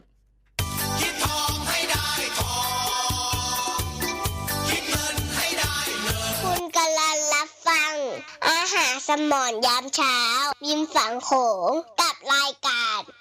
ให้รู้ปลุกให้ตื่นให้รู้ปลุกให้ตื่นอยู่นะครับอยู่นะคะรวยขอให้รวยขอให้รวยขอให้รวย เกิดเป็นผู้หญิงนี่แสนลำบากใจจริงๆนะเธออ้าวทำไมล่ะเธอก็อย่างที่ฉันเป็นอยู่เดี๋ยวนี้แหละปวดท้องน้อยปวดบั้นเอวทรมานจริงๆซื้อกาโน่หน่อยค่ะซื้อกาโน่นะครับซื้อกาโน่นะคะจะต้องรีบไปซื้อมาแล้วล่ะกาโน่จำชื่อกาโน่กาโน่กาโน่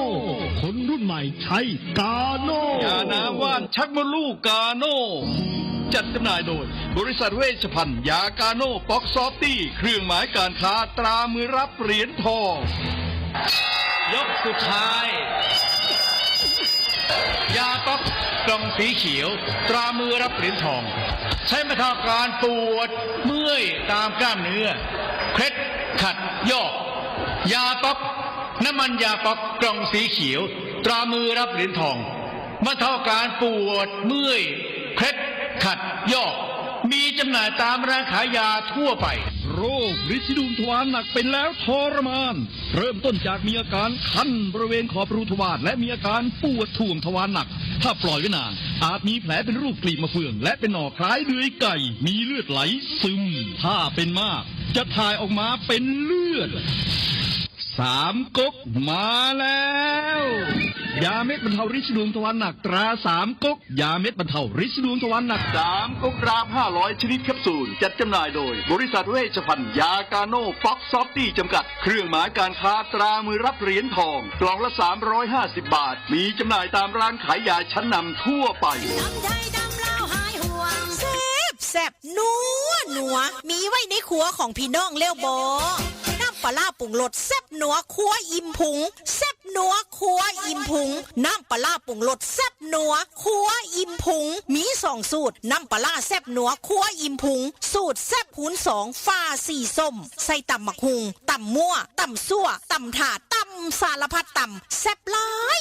ลายน้ำปลาแซ่บนัวครัวอิ่มพุงสูตรลดมือแม่ฟ้าสีเหลืองใส่ลาบก้อยซอยแซ่อ้อออมแกงได้รสเด็ดแซ่บเด้อเจ้ากินหอมแซ่บนัวแท้ว่ามือนี้พอข้ามแม่ขายต้องการเป็นตัวแทนจำหน่ายน้ำปลาปรุงรสแซ่บนัวครัวอิ่มพุงทั้ง2 สูตรสนใจติดต่อหนองคายสีเชียงใหม่093-354-8067 098-345-8221นครหลวงเวียงจันทร์อยู่ห้านสิ้นดาดอิ่มพุงต่อหน้าห้านอาหารต้นตาลบ้านสีสมซืนถนนเก้าเลี้ยวเมืองสีโคตรโทรศัพท์552-02820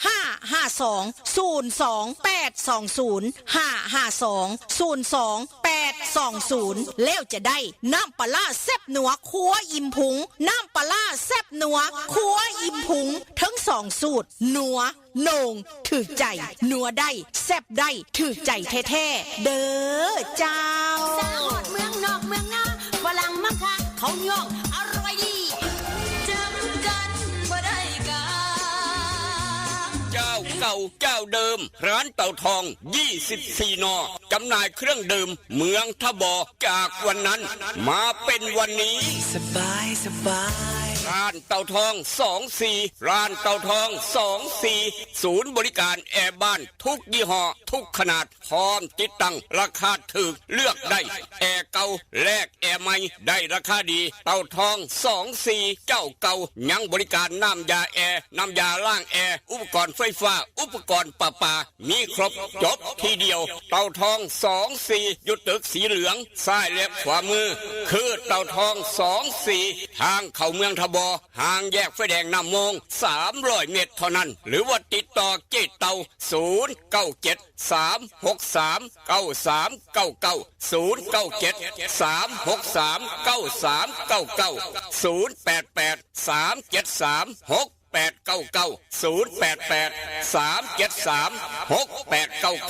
โดยเจเตา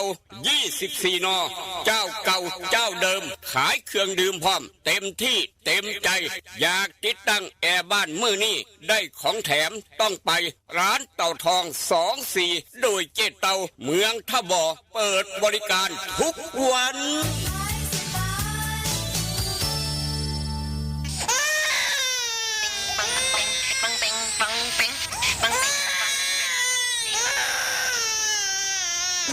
ลูกแอวลูกให้เป็นไข่ไปหาหมอช่วยด้วยช่วยด้วยช่วยหน่อยคุณหมอ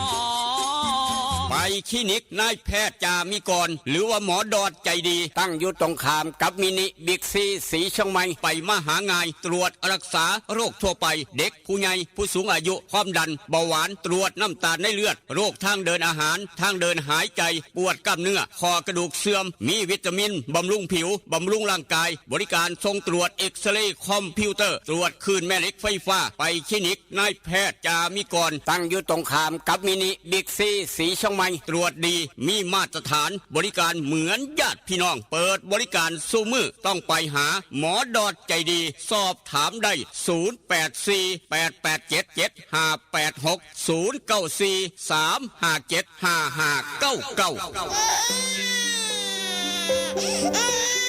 นั่นแหละครับลูกหลานไข่ให้เอาเป็นวัดเป็นไอเป็นไข่เป็นหนาวพ่อแม่เป็นไข่พัดตัวไม่ใหญ่ความดันขึ้นเบาหวานขึ้นเป็นโรคเก่าไปตรวจไปรักษาเฝ้าไปหายามากินครับหลวงพี่หลวงพ่อเป็นไข่มื้อนี้วันสิ้นน้อย8 คำมื้อนี้วันสิ้นน้อย8 คำครับคุณหมอดอดรักษาฟรีให้กับพ่อแม่ครูบาอาจารย์มื้อนี้8 คำครับคุณหมอดอดรักษาฟรีคุณหมอดอดเปิดคลินิกตั้งแต่7 โมงเช้าฮอด8 โมงครึ่งยามมื้อแลง5 โมงแลงฮอด2 ทุ่มครึ่งคลินิกนายแพทย์จามิกรอยู่หม่องใหม่ครับย้ายมาหม่องใหม่ห่างจากหม่องเก่าประมาณ50 เมตรถ้าหันหน้าเข้าคลินิกหม่องเก่าย่างมาทางด้านซ้ายมือครับย่างมาทางด้านซ้ายมือพี่น้องประมาณ50 เมตรจะเห็นรถป้ายขนาดใหญ่ครับคลินิกนายแพทย์จามิกรเทเลอร์อยู่เหลียวเบิงถ้าเหลียวเห็นบิ๊กซีปั๊บถ้าพี่น้องหูจักบิ๊กซีสีเชียงใหม่จะเห็นคลินิกนายแพทย์จามิกรอยู่ฝั่งตรงข้าม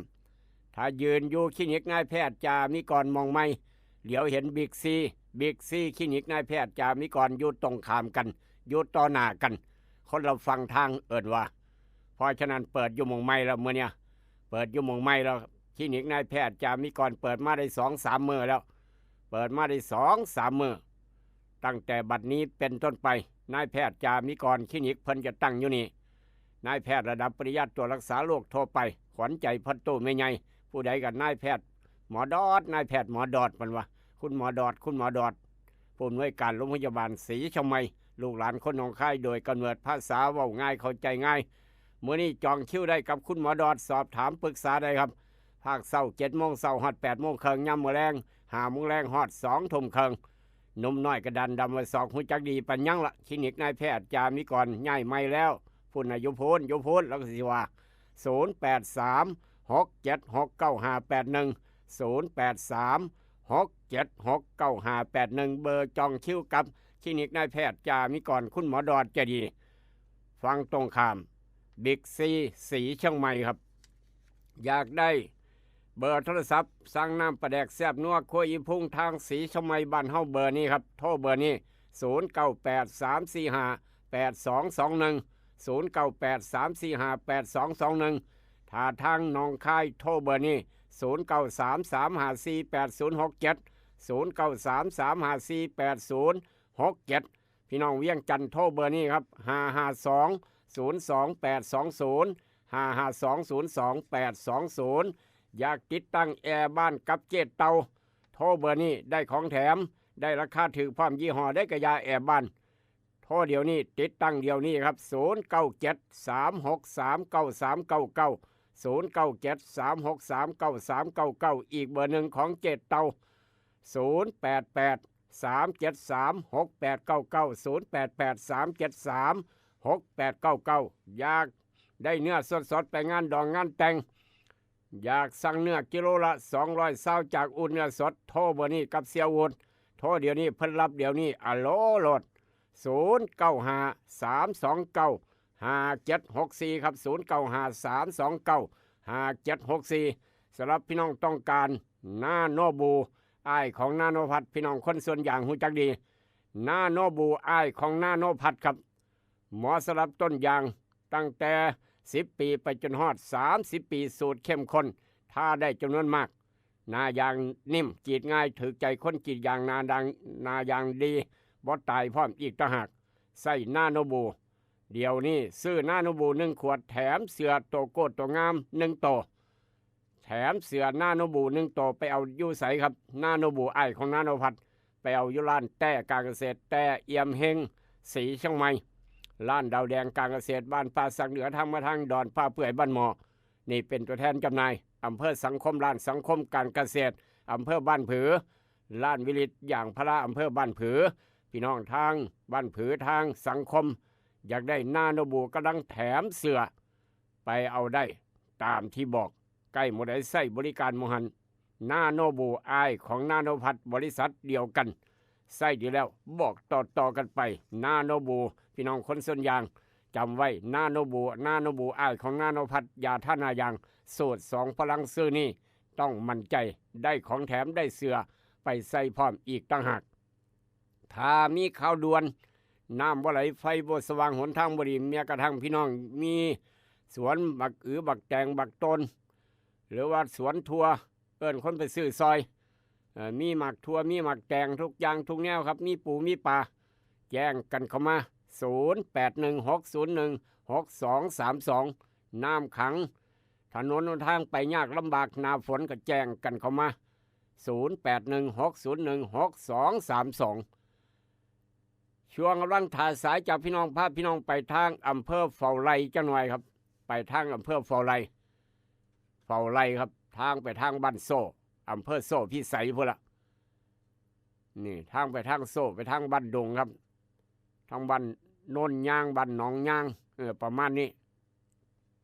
ไปทางบ้านดงแยกเฝ้าไร่ไปทางบ้านดงก็ได้มาอุดรก็ได้หรือว่าจะไปทางโซ่พิสัยไปทางบึงกาฬก็ได้ไปได้2 ทางนี่พี่น้อง2 ทาง 3 ทางครับถ้าฮอดแยกไฟแดงเฝ้าไร่อันนี้เหตุเกิดนี่เกิดอยู่ทางเฝ้าไร่หลานน้อยครับหลานน้อยป.5 โอ้ยบักหลาคำแพงเลยอยู่ทางเฝ้าไร่ครับบ่เป็นทางบ้านเฮาหลานน้อยป.5 ใส่มีดแทงขาของหลานน้อยป.4 ครับเหตุเกิดอยู่ไสเหตุเกิดอยู่ในโรงเรียนครับเหตุเกิดอยู่ในโรงเรียนพี่น้องโรงเรียนบ้านใดลูกขลาก็บ่ขอเอ่ยก็แล้วกันบ่ขอเอ่ยบาดนี้แม่เด็กน้อยป.4 แม่เด็กน้อยป.4 ไปเว้าหยังครับแม่เด็กน้อยป.4 ก็เลยไปบอกผู้ใหญ่บ้านไปบอกผู้ใหญ่บ้านก็เลยบอกว่าโอ้ยเรื่องแค่นี้เรื่องนี้น้อยพวกเจ้าก็อย่าเฮ็ดเป็นเรื่องใหญ่เรื่องโตท้อว่าซั่นว่าเว้ากันว่าซั่นว่าเว้ากันเรื่องแค่นี้อย่าเฮ็ดเป็นเรื่องใหญ่เรื่องโตใหญ่คนอื่นหูจักค่อยเว้าค่อยว่ากันเป็นจังได๋มาจังได๋ตกลงกันตัวมัดคอต่อแขนกันป.5 ป.4 กับหมู่บ้านเดียวกันคุยกันลูกหลานบ้านเฮาเพิ่นว่าเว้ยพี่น้องเอ้ยจากเรื่องน้อยกลายเป็นเรื่องใหญ่บาดเนี่ยนี่เถียงกันไปเถียงกันมาหลานน้อยมีดแทงขากันระหว่างป.4 กับป.5 แทงขาป.4 ครับเพชรเถียงกันจากเรื่องน้อยกลายเป็นเรื่องใหญ่นี่แหละครับคือปัญหาเพราะฉะนั้นถ้าเกิดเหตุการณ์แบบนี้ทางบ้านเฮาเจ้าคอยก็ต้องระมัดระวังนี่เด้อพี่น้องค่อยเว้าค่อยจากันค่อยเว้าค่อยจากันครับทางครูบาอาจารย์โรงเรียนเพิ่นจะแก้ปัญหาซอยฝากไว้ทางกรรมการทางพี่น้องบ้านโคกบุญสนองแจ้งกันเข้ามาหวัดดีครับนี่ครับอาจารย์ครับครับผมมีลำไยพันธุ์อีดอต้นหนึ่งนะครับผู้ใหญ่มีความประสงค์อยากต้องการก็จะมาเบิ่งเอามีลำไยพันธุ์ยังบ่ครับพันธุ์อีดอครับพันธุ์อีดอครับอ๋อแซ่บบ่ครับนี่แซ่บบ่ครับแซ่บจากเชียงใหม่ครับจากเชียงใหม่หน่วยใหญ่พร้อมครับหน่วยใหญ่พร้อมพ่อค้าแม่ขายอยากได้ลำไยไปขายเด้อไปหาเพิ่นอยู่ทางบ้านโคกบุญสนองครับหลายบ่ครับต้นนึงครับ ต้นนึงนี่หลายบ่ ครับหลายครับหลาย โอ้หลายหน่วยใหญ่พร้อม ครับน้อยใหญ่ หอมหวาน หวานพร้อมรสหวานรส เม็ด กรอบ เม็ดน้อยแล้วเม็ดใหญ่ครับ เม็ดใหญ่ครับเม็ดน้อยครับหน่วยกรอบ โอ้หน่วยกรอบเม็ดน้อยพร้อม ครับ ขยายพันธุ์ได้บ่ครับ ได้ครับได้ อ๋อตอนจริงได้เนาะ ครับชิมได้ ตอนจริงได้โอ้โห ครับ เอา เชิญชิมได้เด้อเป็นไรก็ได้ ฮะเอามาซิม ครับ ได้ สวัสดีครับ ครับผมสวัสดีครับ มาซิมได้มากินได้ทางบ้านโคกบุญสนองครับพ่อค้าไม่ขายอยากได้ลำไยรถพุ่มพวงอยากได้ลำไยไปขาย ไปแวะบ้านโคกบุญสนองรถหากรรมการเพิ่นหรือว่าพี่น้องอยากได้เบอร์โทรก็โทรมาลูกขนาดจะบอกเบอร์โทรเพิ่นนี่โทรหาเพิ่นแล้วจะได้พ่อกันครับ มีลำไยต้นหนึ่งหลายว่าสันว่าเม็ดน้อยแซ่บหอมเอาแจ้งให้ทราบเว้าสู่กันฟังขอบคุณหลายๆครับ นี่คือทางบ้านโคกบุญสนองไกลๆกับวัดป่าผู้แต่วัดท่านพระอาจารย์บุเรียนครับพ่อแม่ครูบาอาจารย์ที่ร่วมสร้างสรรค์พัฒนาดอนป่าเปื่อยด้วยดีเสมอมากราบงามสามเถื่อครับเอาละครับขออนุญาตเดินทางต่อเว้าเรื่องหลานน้อยป.5แทงเอามีดไปแทงขาเด็กน้อยป.4บ้านเดียวกันหมู่เดียวกันนี่ละป.4กับป.5สมูกันนะครับบ้านนี้พ่อกับแม่ผิดกันบ้านนี้พ่อกับแม่ผิดกันโอ้ยเรื่องน้อยกลายเป็นเรื่องใหญ่ครับจังหยังเป็นหยังไปบอกผู้ใหญ่บ้านก็เอ้ยพวกเจ้าผู้ใหญ่บ้านก็เลยบอกว่าเรื่องนี้น้อยยังซี่ก็อย่าให้ผู้อื่นหูจักท้อพวกเจ้าสองคนไปตกลงกันว่าซั่นเห็นบ่ครับเอาไปมากกลายเป็นเรื่องใหญ่จนเป็นข่าวเอามาเว้าสู่กันฟังลองพิจารณาเบิ่งกันแล้วกันด้วยความปรารถนาดีกับรายการนี่ลูกปุ๊กจะลูกขนาดบอกขออนุญาตชื่อครับให้พี่น้องโปรดพิจารณาถ้าเหตุการณ์เกิดแบบนี้กับเจ้าของจะว่าจังไดจะว่าจังไดครับเอามาเว้าสู่กันฟังเพราะว่าหลานน้อยอายุยังน้อยครับอายุยังน้อยป.5กับประมาณเท่าใดป.3ประมาณป.3ป.3 8 9 10 11ปีครับป.5ประมาณ10ปี11ปีป.4ประมาณ8 9ปี10ปีประมาณนี้ครับเหตุมันเกิดแต่ว่าโรงเรียนทุกโรงเรียนครูบาอาจารย์ทำผู้ริการโรงเรียนต้องฝ่ายปกครองต้องดูแลครับต้องดูแลอย่าให้เกิดเหตุการณ์แบบนี้เกิดอยู่โรงเรียนเจ้าของก็แล้วกันบอกกันไว้เตือนกันไว้เบิดสุคนไปทางอุทาหรณ์สอนใจกับกาโนปักสบู่ซับตี้ยาทายพยาธิไวซุนิก3กกดาบ500แบบแคปซูลกินง่ายครับฟ้าฝนทางบ้านเฮาเป็นยังไงครับ36จังหวัดเหนืออีสานตะวันออกตกถึง60%หนึ่งในนั้นหนองคายบ้านเฮาก็มีคือกันครับหนองคายบ้านเฮาก็อยู่ใน36จังหวัดมีฝนคือกันนี่ทางกรมอุตุเพิ่นแจ้งไว้บอกไว้จากบ่เคยอยากเป็นโอ้โหครับบ่ได้เรียนหมอก็อยากเป็นหมอบาดเนี่ยพี่น้องเอ้ยตั้งคลินิกเถื่อนครับจบม.6 แล้วก็อีกผู้หนึ่งจบปวช.ร่วมหัวกันครับร่วมมือกันเพราะว่าเคยไปเป็นพนักงานของแพทย์อยู่คลินิกพี่น้องเข้าใจเขาว่าไปเป็นพนักงานของแพทย์อยู่คลินิกบ่จบม.6 แพทย์เพิ่น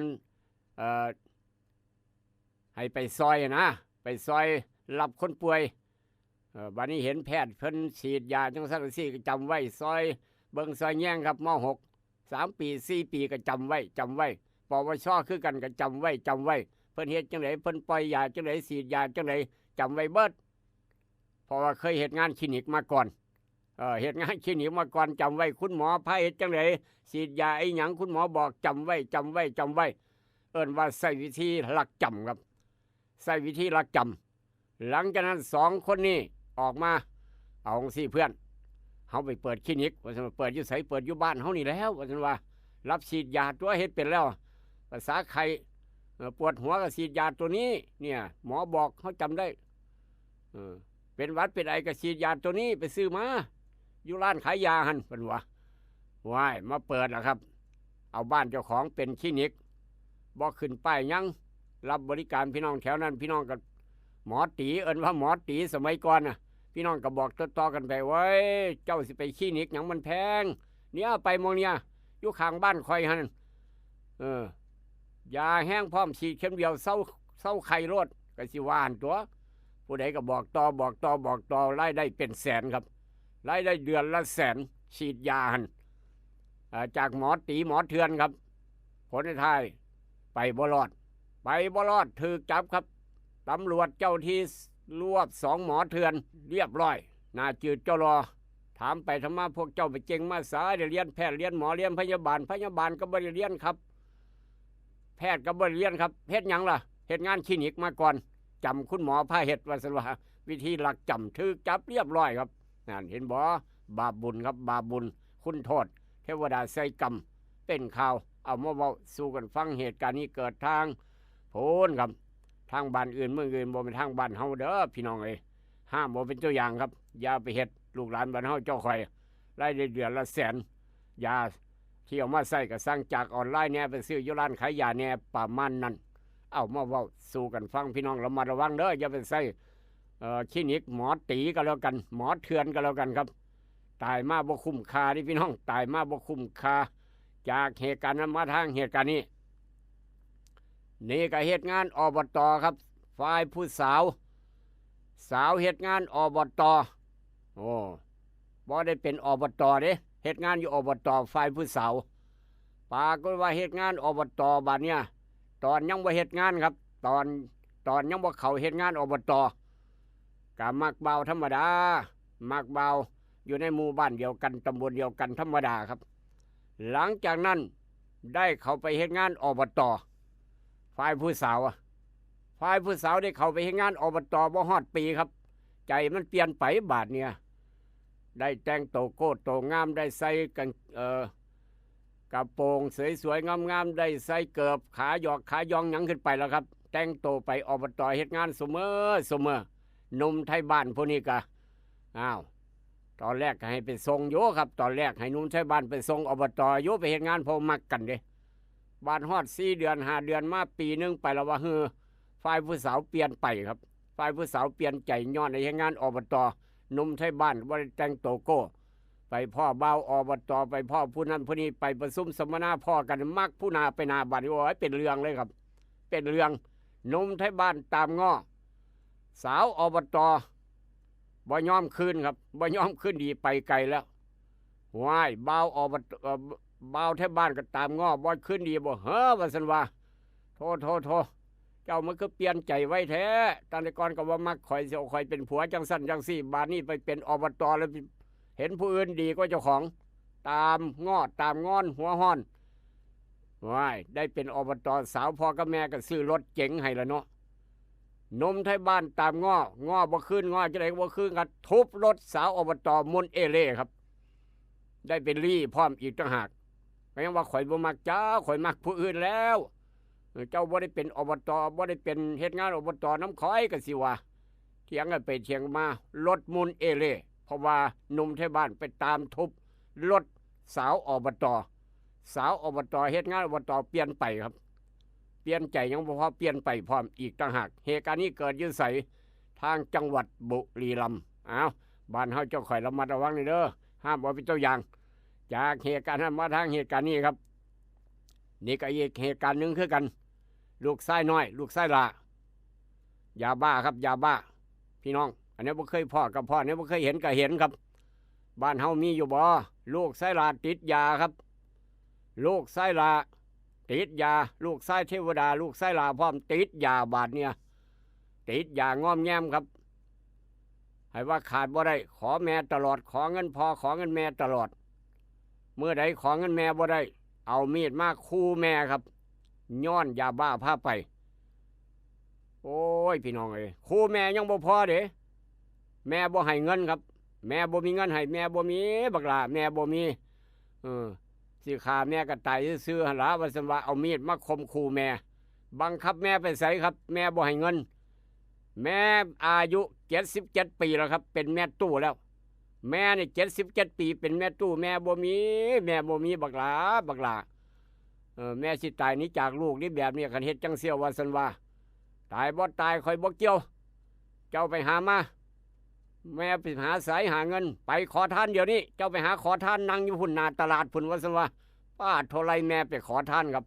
แม่นำหันตำตาไหลย้อยให้แม่ไปซะให้แม่ไปใส่ให้แม่ไปขอทานได้จังได๋แม่ก็อายคนตัวบักหลาว่าซั่นว่าโอ้ยพี่น้องเอ้ยไทยบ้านก็น้ำตาคนคุมเดียวกันให้ไปพร้อมให้น้ำกันให้กับ แม่ตู้77 ปีครับลูกชายน้อยลูกชายหลาลูกชายเทวดาเอาปืนเอามีดจี้ขู่แม่บ่มีเงินให้บังคับแม่ไปขอทานอยู่หน้าตลาดครับคักบ่แม่77 ปีบ่เคยไปขอทานจักเถื่อเงิน700แม่ผู้สูงอายุก็เบิดแล้วย้อนบักลานี่เอาไปอะคักบ่ครับหดหูครับสังคมปัจจุบันสมัยหลายคักหลายแน่ยาครับยาเป็นเหตุเอาเป็นข้าวบ้านเฮามีบ่เอาอย่ามาถึกทางบ้านเฮาก็แล้วกันเด้อบ้านเฮาทุกหมู่บ้านทุกตำบลฟังไว้ครับถ้าลูกชายผู้ใดหลานผู้ใดเป็นจังซี่เฝ้าปรึกษาผู้ใหญ่บ้านแจ้งตำรวจด่วนครับจะได้ซอยกันดูแลจะได้ซอยกันพิจารณาเอาไปรักษาบ่หรือสิไปเฮ็ดจังไดก็ว่ากันตามกติกาของบ้านของเมืองครับอย่าให้ถึงขั้นนี้ก็แล้วกันเหตุการณ์นี้เกิดอยู่บ้านใดเมืองใดมาโพดมาเหลือแท้โอ้ยทางบ้านเฮาตัวนี้พี่น้องเอ้ยนึกว่าทางบ้านอื่นเมืองอื่นอยู่ทางตำบลสามเผ่าเมืองอุดรครับตำบลสามเผ่าเมืองอุดรเปิดแน่สิวะโทมาโพดมาเหลือบังคับแม่ไปขอทานครับเงินแม่ขอบ่ได้เงินแม่เบิดแม่77 ปีแล้วคักบอกครับย่านกะย่านลูกชายน้อยลูกชายหลาจากสามเผ่าเมืองอุดรจากเหตุการณ์มาทางเหตุการณ์นี้ครับจากเหตุการณ์มาทางเหตุการณ์นี้อันนี้ก็เจ้าหน้าที่เฮ็ดงานเทศบาลอ้ายเอ้ยเจ้าคิดผิดแล้วคิดไม่เจ้าว่าสายเกินไปซะแล้วครับสายเกินไปซะแล้วเจ้าหน้าที่เทศบาลเฮ็ดงานเกี่ยวกับการเงินครับเฮ็ดงานอยู่เทศบาลนี่เฮ็ดงานเกี่ยวกับการเงินครับเฮ็ดงานการเงินเห็นเงินหลวงกลายเป็นเงินเจ้าของเห็นเงินหลวงกลายเป็นเงินเจ้าของครับเป็นหยังคือว่าจังสั้นไปถอนเงินครับแอบไปถอนเงินหลวงเงินส่วนนี้จะเป็นเงินค่าดูแลผู้สูงอายุดูแลพ่อตู้แม่ตู้ดูแลคนพิการติดเตียงเอาเงินหลวงไปใส่โซนโตครับเฮ็ดให้พ่อตู้แม่ตู้ผู้สูงอายุบ่ได้รับเงินมาประมาณ4 เดือนแล้วมีแต่อ้างว่าเงินบ่เข้าบ่เข้าตัวเจ้าเอาไปใส่โซนโตเอาไปใส่โซนโตเพิ่นหาเงินเข้าบ่ทันซะแล้วเอาเงินหลวงไปใส่ก่อนเพื่อจะไปหาเงินส่วนอื่นไปหายืมมาเอามาแทนเงินหลวงหาบ่ทันครับพอตู้แม่ตู้บ่ได้เงินมา4 เดือนแล้วไปถามเจ้าที่เทศบาลผู้ดูแลการเงินพอตู้แม่ตู้บอกว่าเงินบ่เข้า4 เดือนว่าซั่นว่าแม่ตู้ก็บ่ได้รับเงินมา4 เดือนย้อนแอบไปถอนเงินไปใส่โซนโตครับเบิดอนาคตเหตุการณ์นี้เกิดทางตำบลหนองกรุงอำเภอเมืองจังหวัดกาฬสินธุ์พอตู้แม่ตู้บ่ได้เงินประมาณ31 คนครับเห็นบ่เห็นเงินหลวงเห็นเป็นเงินเจ้าของไปถอนเงินมาใส่เรียบร้อยครับสวัสดีครับเบิดอนาคตเป็นข่าวเอามาเว้าสู่ถ้าเป็นข่าวจังซี่เบิดอนาคตทางด้านการเป็นเจ้าหน้าที่เทศบาลการเงินแล้วอีพอห้ามเอาเป็นตัวอย่างเด้อพี่น้องบ้านเฮาเจ้าข่อยครับเทวดาเพิ่นฮู้นี่จะหาว่าบ่ฮู้เกี่ยวกับคดีเด็กน้อย11 ปี11 ขวบขับรถตำพระธุดงค์มรณภาพจอดำเนินคดีพ่อแม่ครับเนี่ยกฎหมายเพราะว่าลูก11 ปีกฎหมายเอาความผิดบ่ได้จอดำเนินคดีพ่อแม่ผู้ปกครองแต่ยังสอบปากคำเด็กน้อยบ่ได้เพราะเด็กน้อยบ่เว้าบ่จาครับบ่เว้าบ่จาบ่คุยอยู่บ้านพักเด็กพุ่นละเด็กน้อยก็ได้กำลังให้ว่าจักหยังเป็นหยังจำหยังก็บ่ได้ว่าซั่นว่าจักมันเกิดได้จะจำหยังก็บ่ได้ก็ยังบ่ทันเว้าครับติดตามตอนต่อไปคดีนี้จะลงเอ่ยแบบไหนพ่อกับแม่จะว่าจังไดครับเป็นข่าวเอามาเว้าสู่กันฟังจากเหตุการณ์มาทางเหตุการณ์นี้ครับนี่ก็เฮ็ดนะบ่แม่นเฮ็ดให้เสียหายปาดตัวเดียวเน่าครับของอันนี้ก็ได้รถโดยสารครับรถ2 แถวพัทยา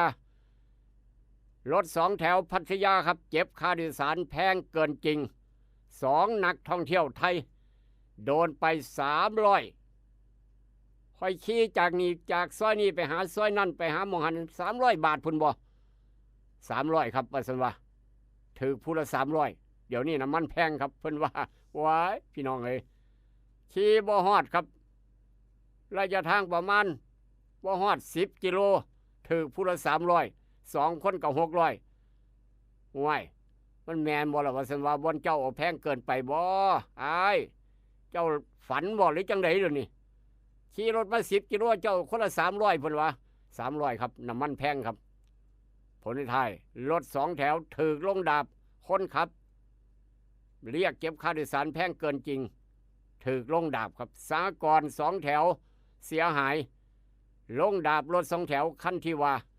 เรียบร้อยบ่ให้แล่นครับบ่ให้แล่นอีกตั้งหากว่าจังหยังเป็นหยังนี่คือปลาตัวเดียวเน่าขับของครับห้ามเอาเป็นตัวอย่างพี่น้อง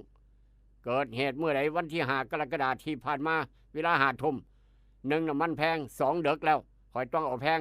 ก็สั่นกลับบ้านเดึกนี่คอยก็เสียงคือกันนี้เพิ่นว่าเห็นบ่ครับคิดว่าเฮ็ดเล่นๆเฮ็ดว่าเล่นๆทำท่าเว้าซื่อกับคนโดยสารว่าเพิ่นว่าว่าถูกสอบถูกสวนมาผมทำท่าเว้า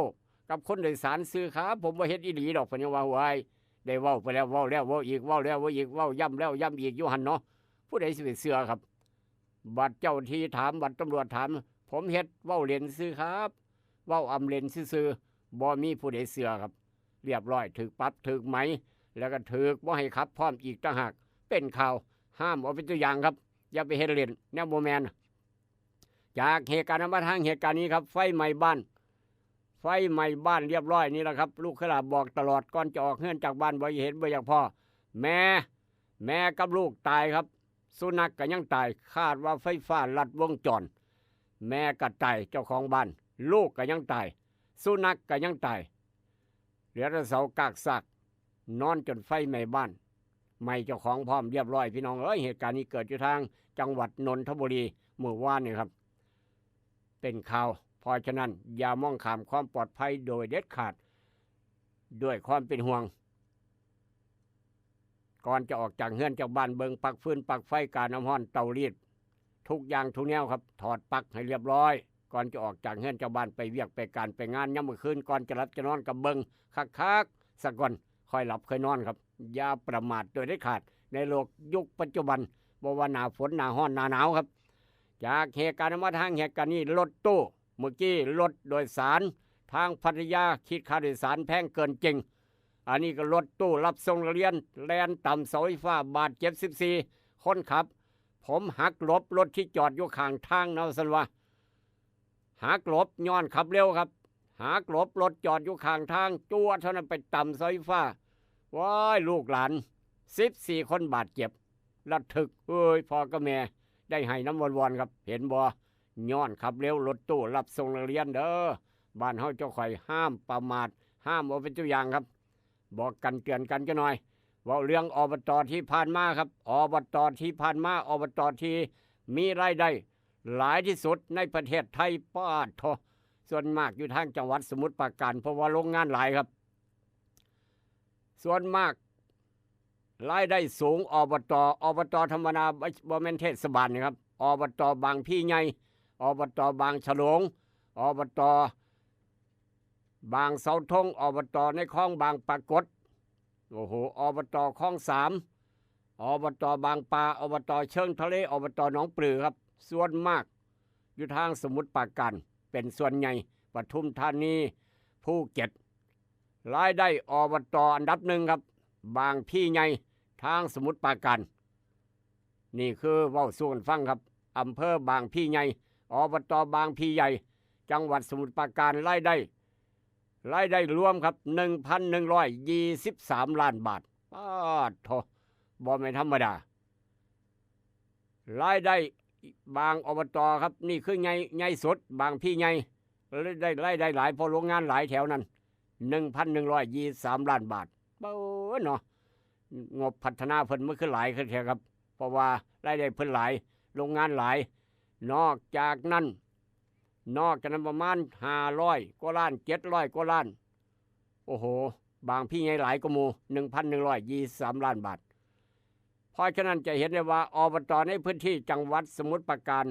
7อันดับติด7อันดับใน10อบต.รายได้มากที่สุดมีรายได้รวมประมาณทั้งเบิด7อันดับ 4,807 ล้านบาท อบตในเขตจังหวัดสมุทรปราการรายได้หลายคัก600 700กว่าล้านแต่ละหม่องแต่ละบอนพี่น้องทางบ้านเฮา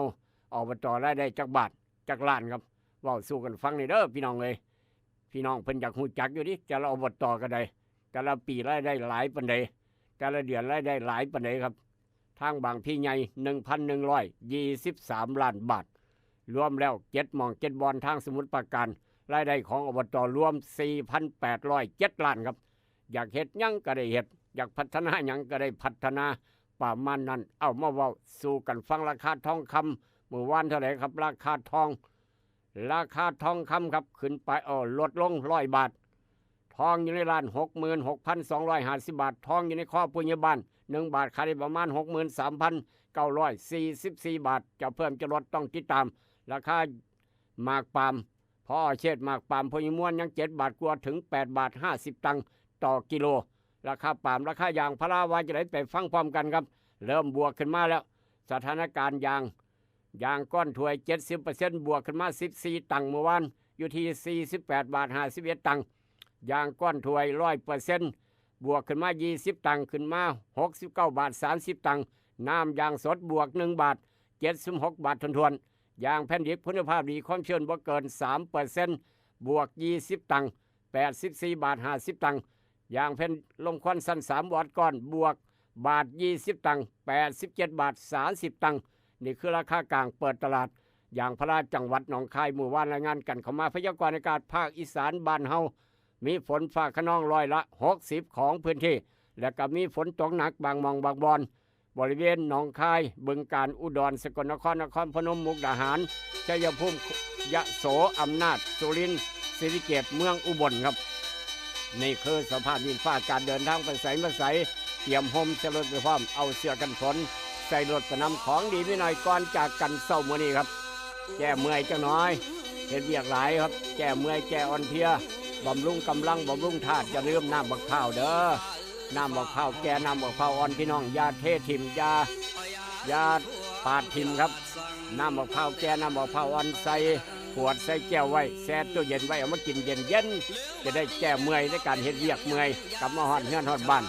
นี่คือสมุนไพรไก่โตสมุนไพรแก้เมื่อยทางบ้านเฮาหาง่ายน้ำบักข้าวอ่อนน้ำบักข้